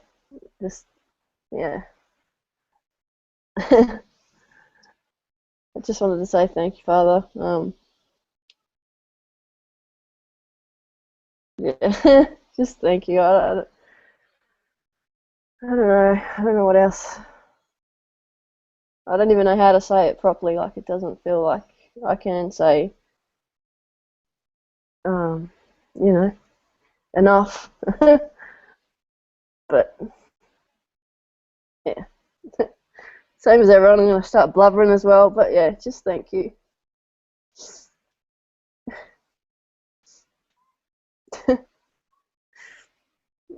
And earlier when you said,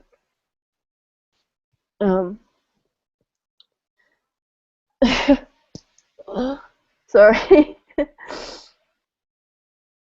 when you said that it's our own heart, you know, that we feel in satsang. It was funny because you say don't believe your next thought, and it just made me realize how much that I come here believing thought, because when you said that, it was like, yeah, that's true. That's what, you know, that's more true than the thoughts that I'm believing that say I need to find out something, I need to figure this out, or I need to do something. That is more true. That I feel my heart here, and I didn't really see that until you said that. It was more coming from trying to be free, you know. So thank you. Sometimes I find the littlest things for me make the most sense. Anyway, so thanks. I won't cry too much for you because you've had enough of that today. Everyone crying on you.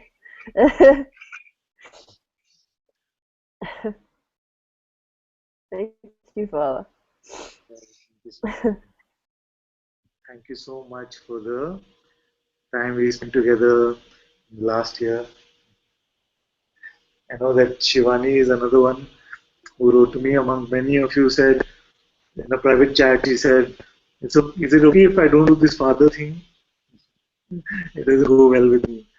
And who are all these mushy people that you have all around you talking about love and all? I don't feel any of that. Is that okay with you? And now just look at her. Yeah, I don't know what's happened to me.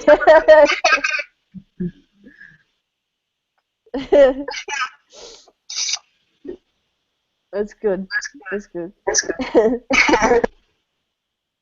I love you so much, my dear. Love you too, please.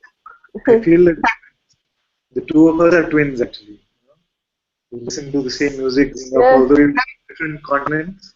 We had the same likes and dislikes and same taste in music. So many things which are similar. I feel that too, actually. I don't know. I don't know. Yeah, I don't know how to explain it, but I feel that too, Carl.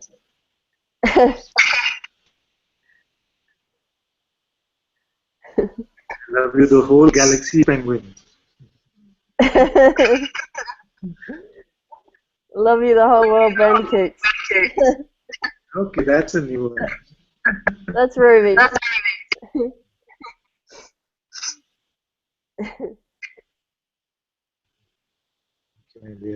I'll let someone else come up now. Thank you.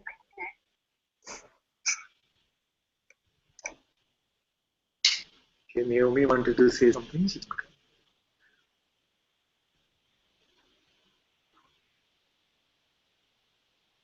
Hi, Father. Can you hear? Yes, my dear. Very good. Oh, good. I just also, like everyone else, just want to say thank you. I love you so much.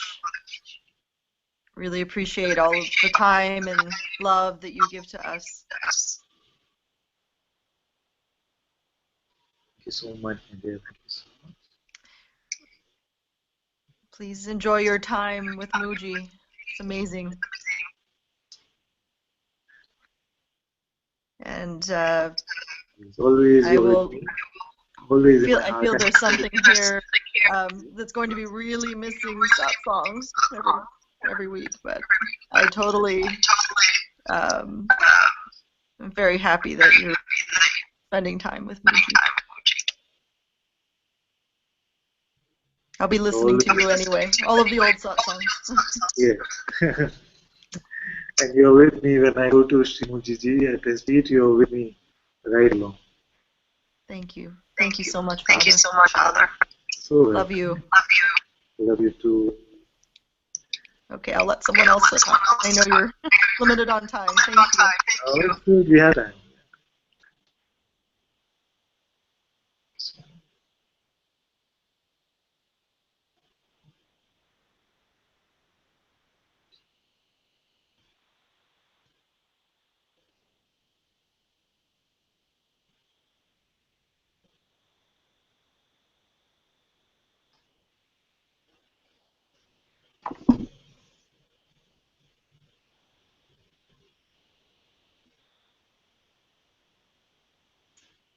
Yeah. You come first.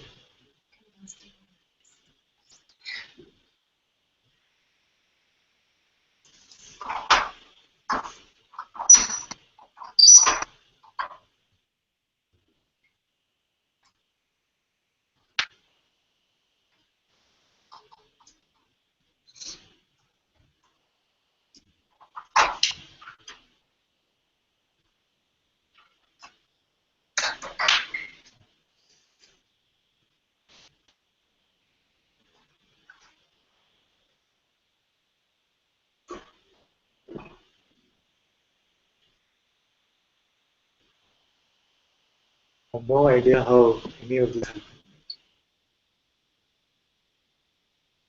Just have those videos of songs, and we would put on a DVD of Mojiji and we would watch. And these beautiful ones. They started coming around Yurka, Bhakti, Om, Ananya. All these kids, they started coming so beautiful.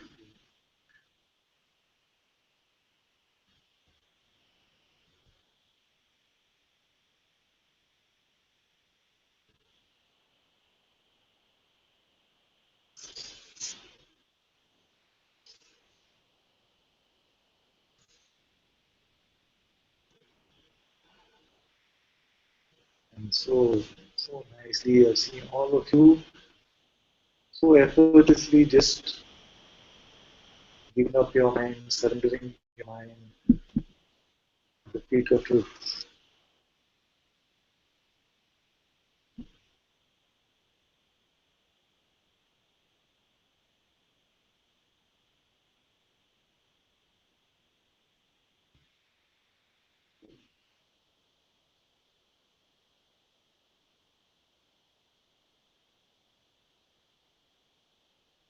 So much love you've given me. I'm forever grateful and forever at the feet of this beautiful Sangha.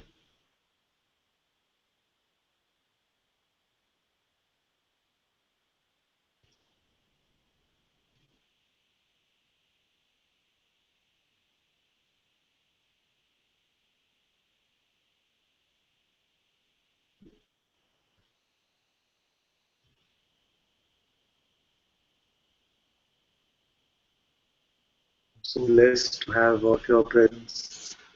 So beautiful. Because I have not seen a Sangha this beautiful. It might sound like this is pride or something, but I have never seen Sangha this beautiful.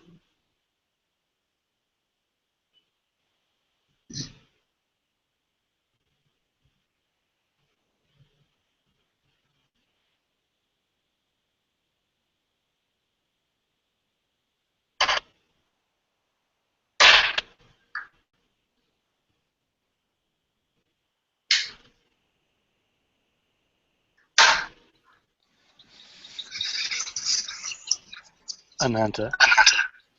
Yes, my dear. Hello.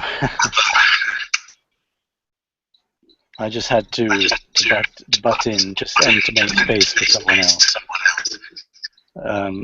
I just want to leave a testimony of just how much has fallen away. Just one sec. And sorry, just one minute. And then can you ask Kamala to give you to charge? Because we'll run out of battery any second. I just noticed. From here you can go from inside.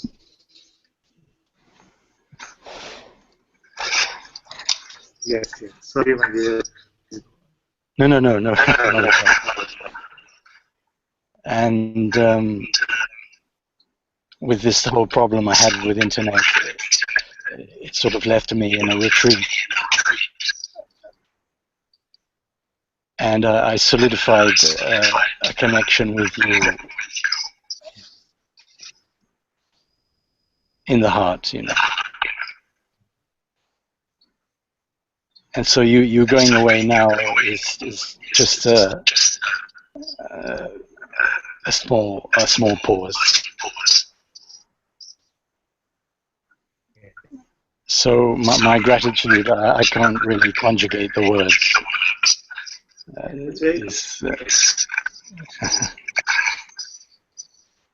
Like this, just make you sing, just find me in your heart.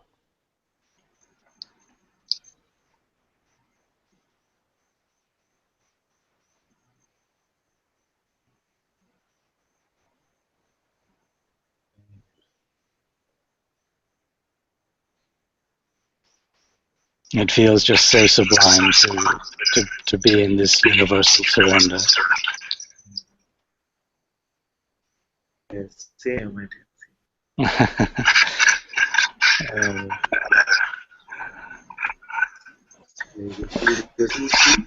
From this surrender, you see such beautiful appearances. Everything is the sense of wonder. I remember also home is here, and there was a time where home said, no, you must put on the Skype. I don't care whatever you do. And I actually put but there's online Satsang, otherwise there's so much available on YouTube. Why does he want the Skype to come? There's so many teachers who speak, but he used to tell them, I don't care, you figure it out. You have to get Skype and go there. On that side. And just look at that, if that hadn't started happening, if he didn't start online, then maybe this online broadcast never has started. Just so beautifully, just organically, all of you have showered me with so much love, so much. So grateful. Yes, thank you again, and see you soon, one way or the other. Yes, definitely.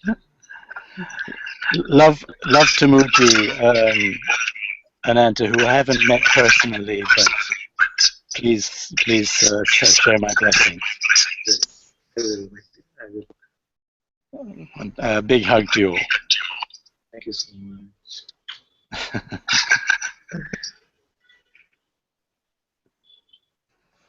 And when all of this happens around you, there's still a part of the mind that says, what? Like Anandi says, I'm just going to come to India. The mind is saying, what? There's so much trust in the heart here that yes. This one comes, she writes a message like, what, 1 month or 1.5 months before you came? She says, will I be allowed to sit in satsang every day? I don't know who she is. She's never said anything on Ustream. In chat, nothing. She just says in this message. And then she just shows up and says, I'm here in Bangalore now. What do I do? I thought she forgot about it. She's not coming or something. She just shows up. And then every day she comes to satsang. Every day. Except the time that she went to Sri Lanka for her visa, nothing has got in her way. So grateful. At the time when she was in Sri Lanka, I used to feel the chair is too empty. Chair is too empty.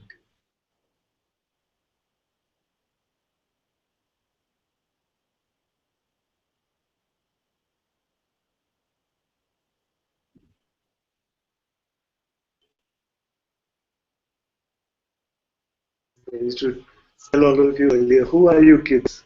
Where did you come from?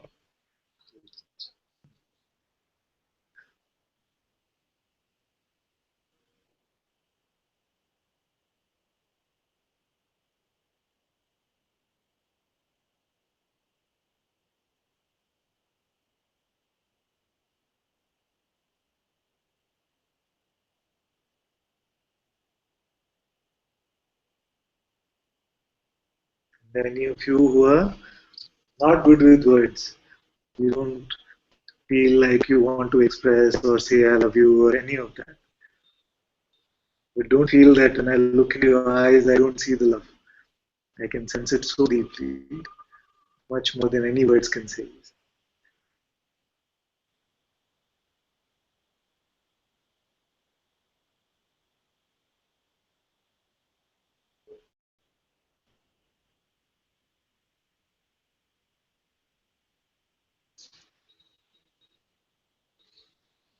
Thank you so much for giving this mere,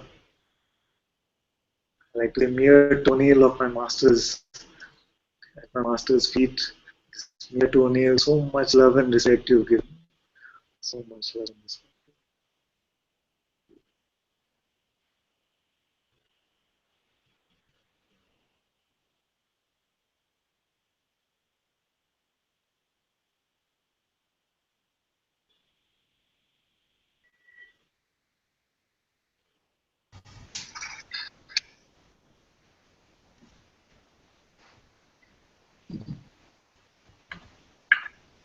Father, I find that there is some addiction to believe some thoughts. The addiction is a hard thing. This addiction. That's why we say that this is a rehab for God. It's like beingness itself got addicted to these thoughts. And sometimes, actually, when I say don't believe the thought, but you don't know, I must, this one is very important to you. Yes. That is the voice of the addiction. So now it is passing. So let the withdrawal symptoms jump around, let it do whatever. You are untouched by any of this.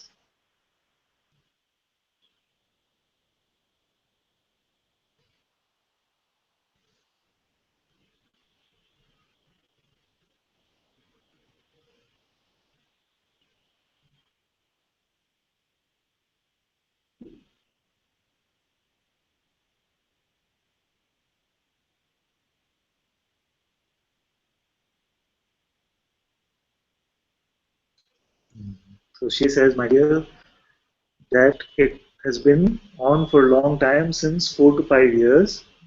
This is in response to the question I asked about the energy and how long it's been there. And then it plays more aware now, since I am doing this awakening with Mujiji, and more flare, this more here. Yes, so it's related to satsang. And when it's related to satsang, then all these energies in play. It's good not to even label it and call it anything. Let the energies play like this, even with these energies. Let them play just the way they're meant to. Don't be scared of them, and don't feel special also because of it. Let the energies do whatever they want. You are the witnessing of even these.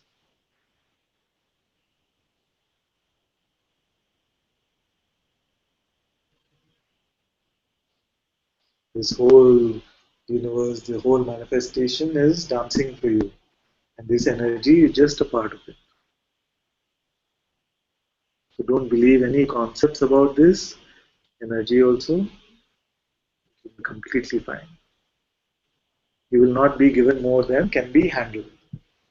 You will be just fine.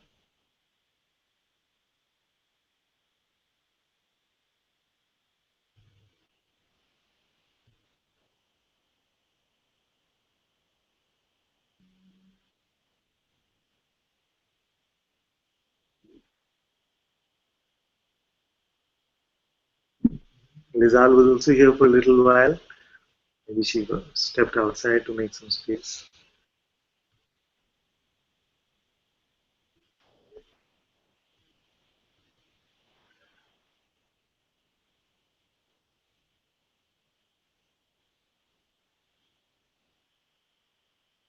I know this is sounding too much like a goodbye speech now.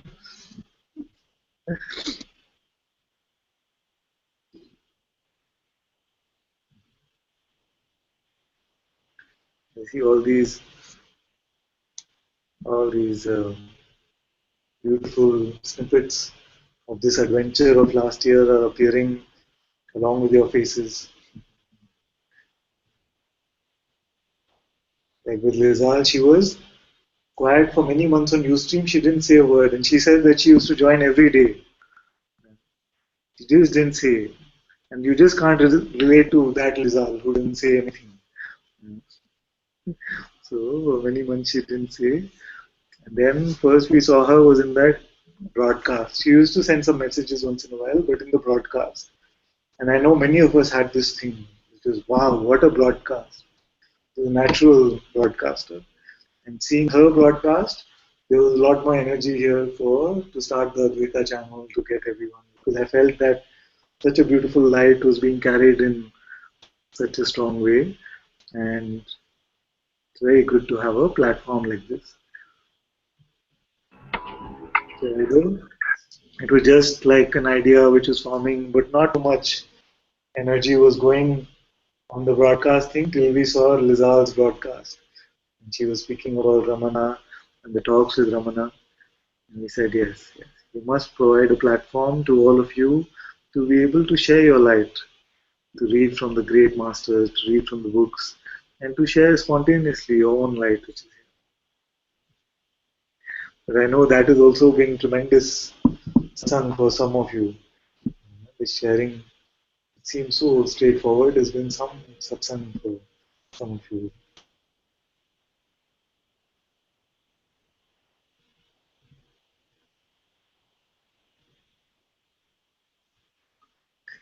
And she says, thank you. And in clarity to come to India, I'm not sure what to do. If life is making it possible for you to come, then you must come. If life has made it possible for you to come, then you must come. As simple as that. And if it's not making it possible for you to come, then there's no decision at all to make.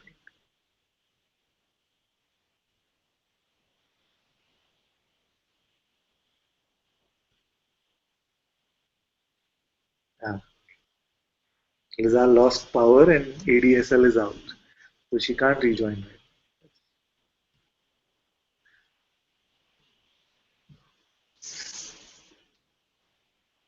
She's with us on the iPhone. I see. Let her go.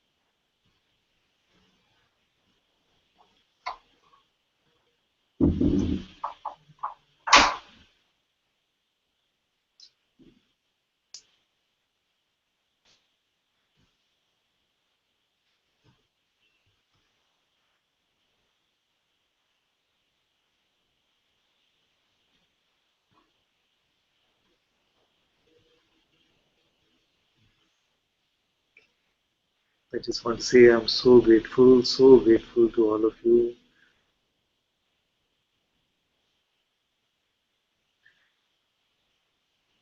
Thank you for your beautiful presence. Thank you for your openness. Thank you for your acceptance.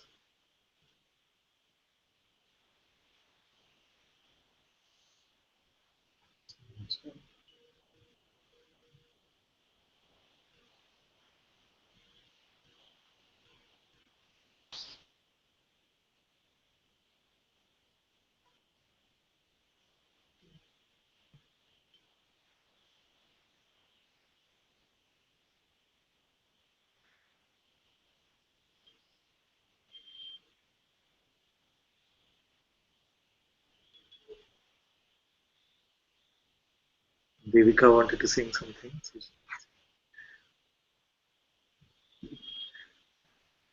Namaste, Father. Yeah. Thank you so much as well. Thank you and Mike, the kids. A wonderful time. What a wonderful time we had.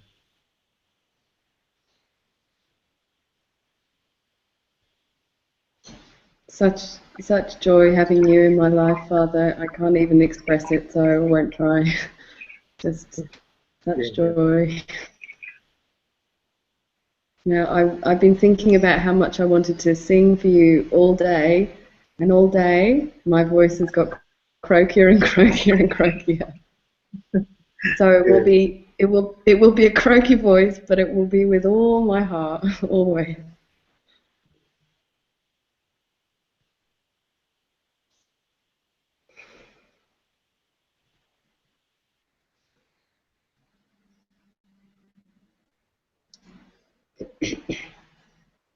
Om Namah Shivaya. Om Namah Shivaya. Om Namah Shivaya. Om Namah Shivaya. Om Namah Shivaya. Om Namah Shivaya. Om Namah Shivaya. Om Namah Shivaya. Om Namah Shivaya. Om Namah Shivaya. Om Namah Shivaya. Om Namah Shivaya. Om Namah Shivaya. Om Namah Shivaya.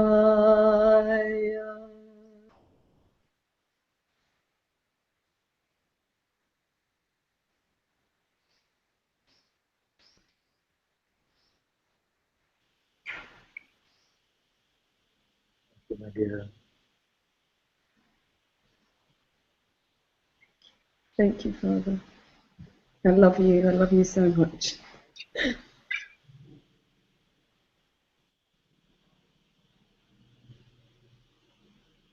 So much beautiful music is also coming up, isn't it? Original compositions.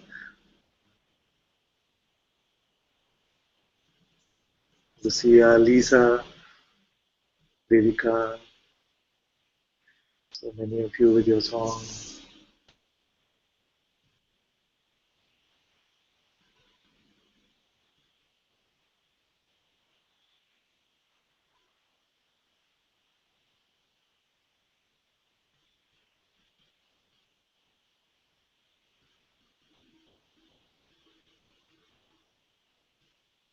Sajan is also here today.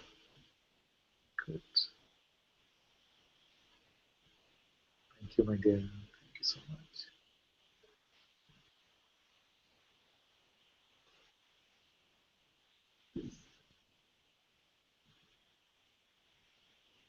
Thank you, Bhagwati ji.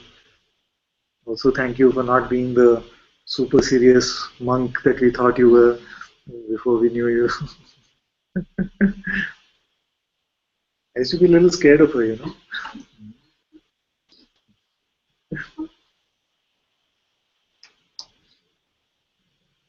Love you.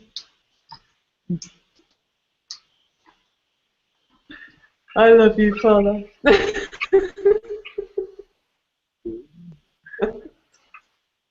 Who else is scared of her? Are you scared of her? Just me. Yes, you have some heart.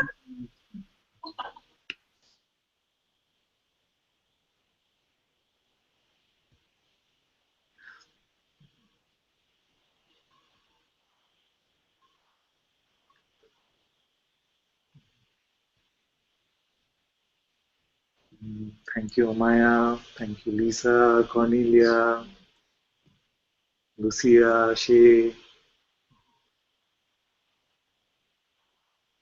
Nitya, Pekka, Claire, Vijay, Priya,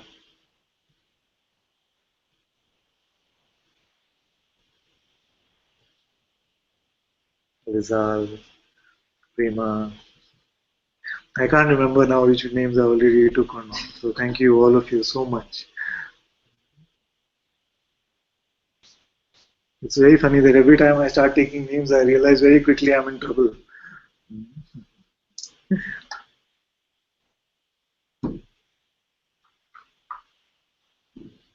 So much love to all of you.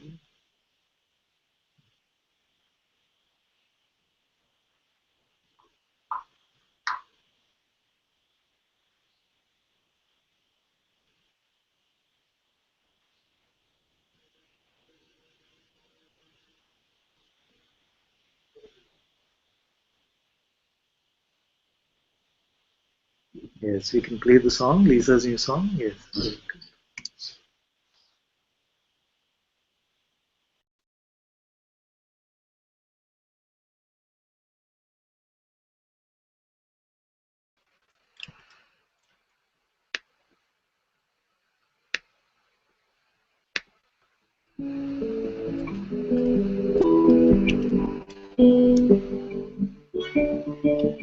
Satguru being unseen. Oh Lord, Satguru being unseen. Oh Lord, Satguru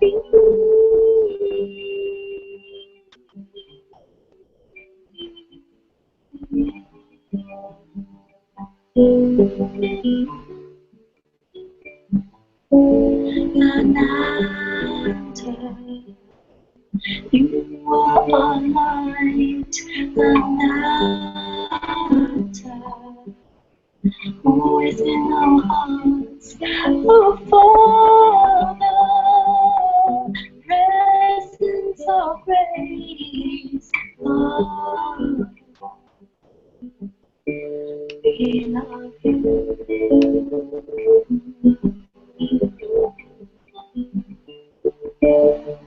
Satguru being unseen.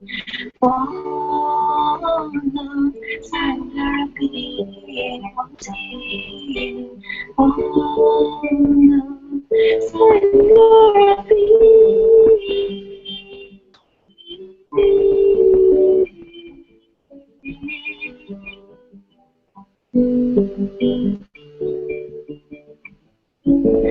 Ananta, you are light, Ananta, who is in our hearts, oh Father,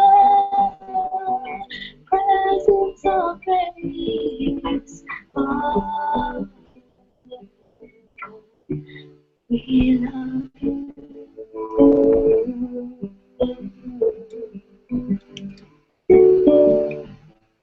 Satguru being unseen. Oh Lord, Satguru being unseen. Oh Lord, Satguru being.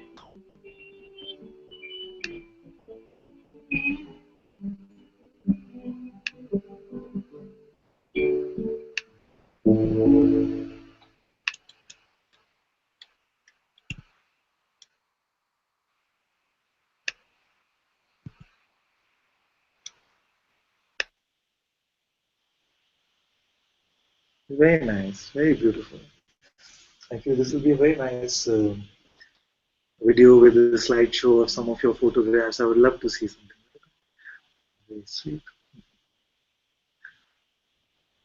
Beautiful, Sangha. Thank you so much.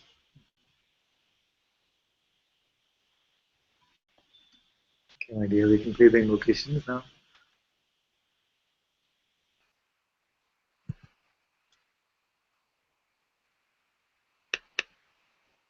Guru Brahma, Guru Vishnu, Guru Deva Maheshwara, Guru Sakshat Parabrahma, Tasmai Shri Gurave Dhyanam Guru Murti, Pujamulam Guru Padam, Mantramulam Guru Vakyam, Mokshamulam Guru Kripa, Mokshamulam Mujiji Kripa, Mokshamulam Anantaji Kripa.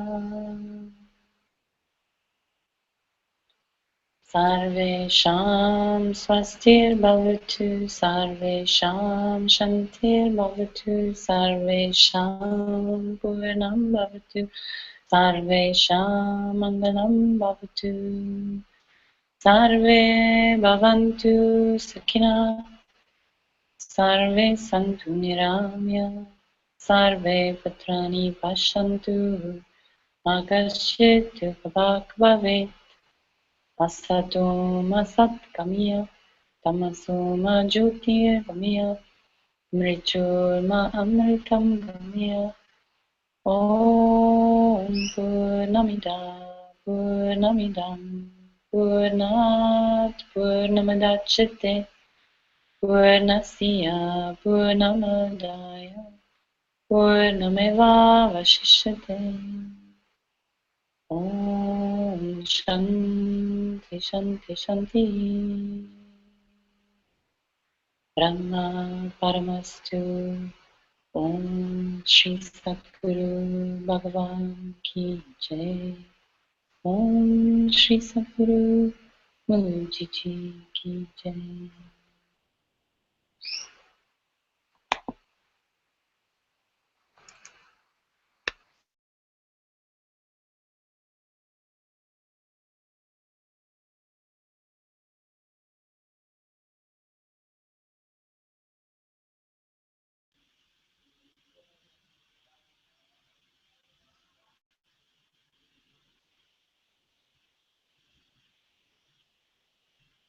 May Sadguru Mujiji bring all that is auspicious to your lives. May you be drenched in love, peace, and joy. May you forever carry the Sadguru in your heart. Thank you all so much for being in Satsang. Sadguru Shri Mujiji Ki Jai. Jai. Jai. Anantaji Ki Jai. Jai. Jai. Thank you, Aparna.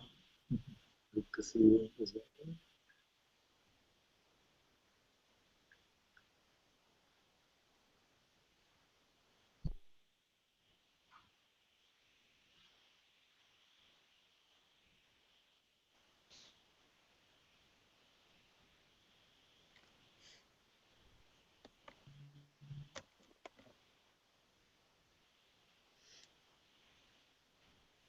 You go to college?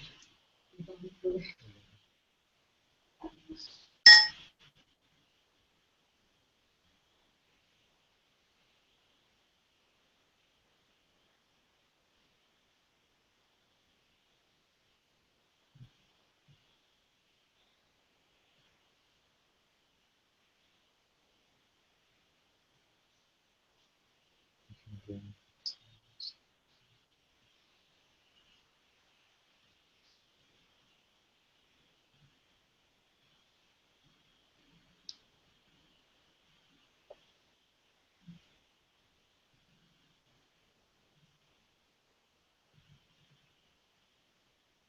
So during these 5 weeks, let whatever come and go, let our mantra be thank you. May we carry Mojiji in our hearts.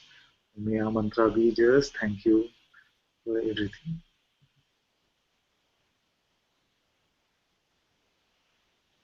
Thank you, Nirmai, who's peeking in from there. Love you, my dear. Thank you so much.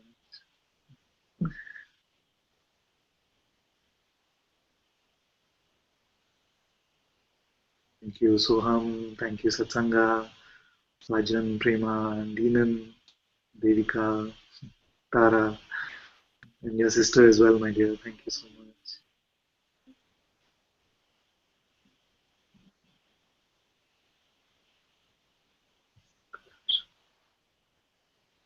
Satguru Shri Mojiji ki Jai.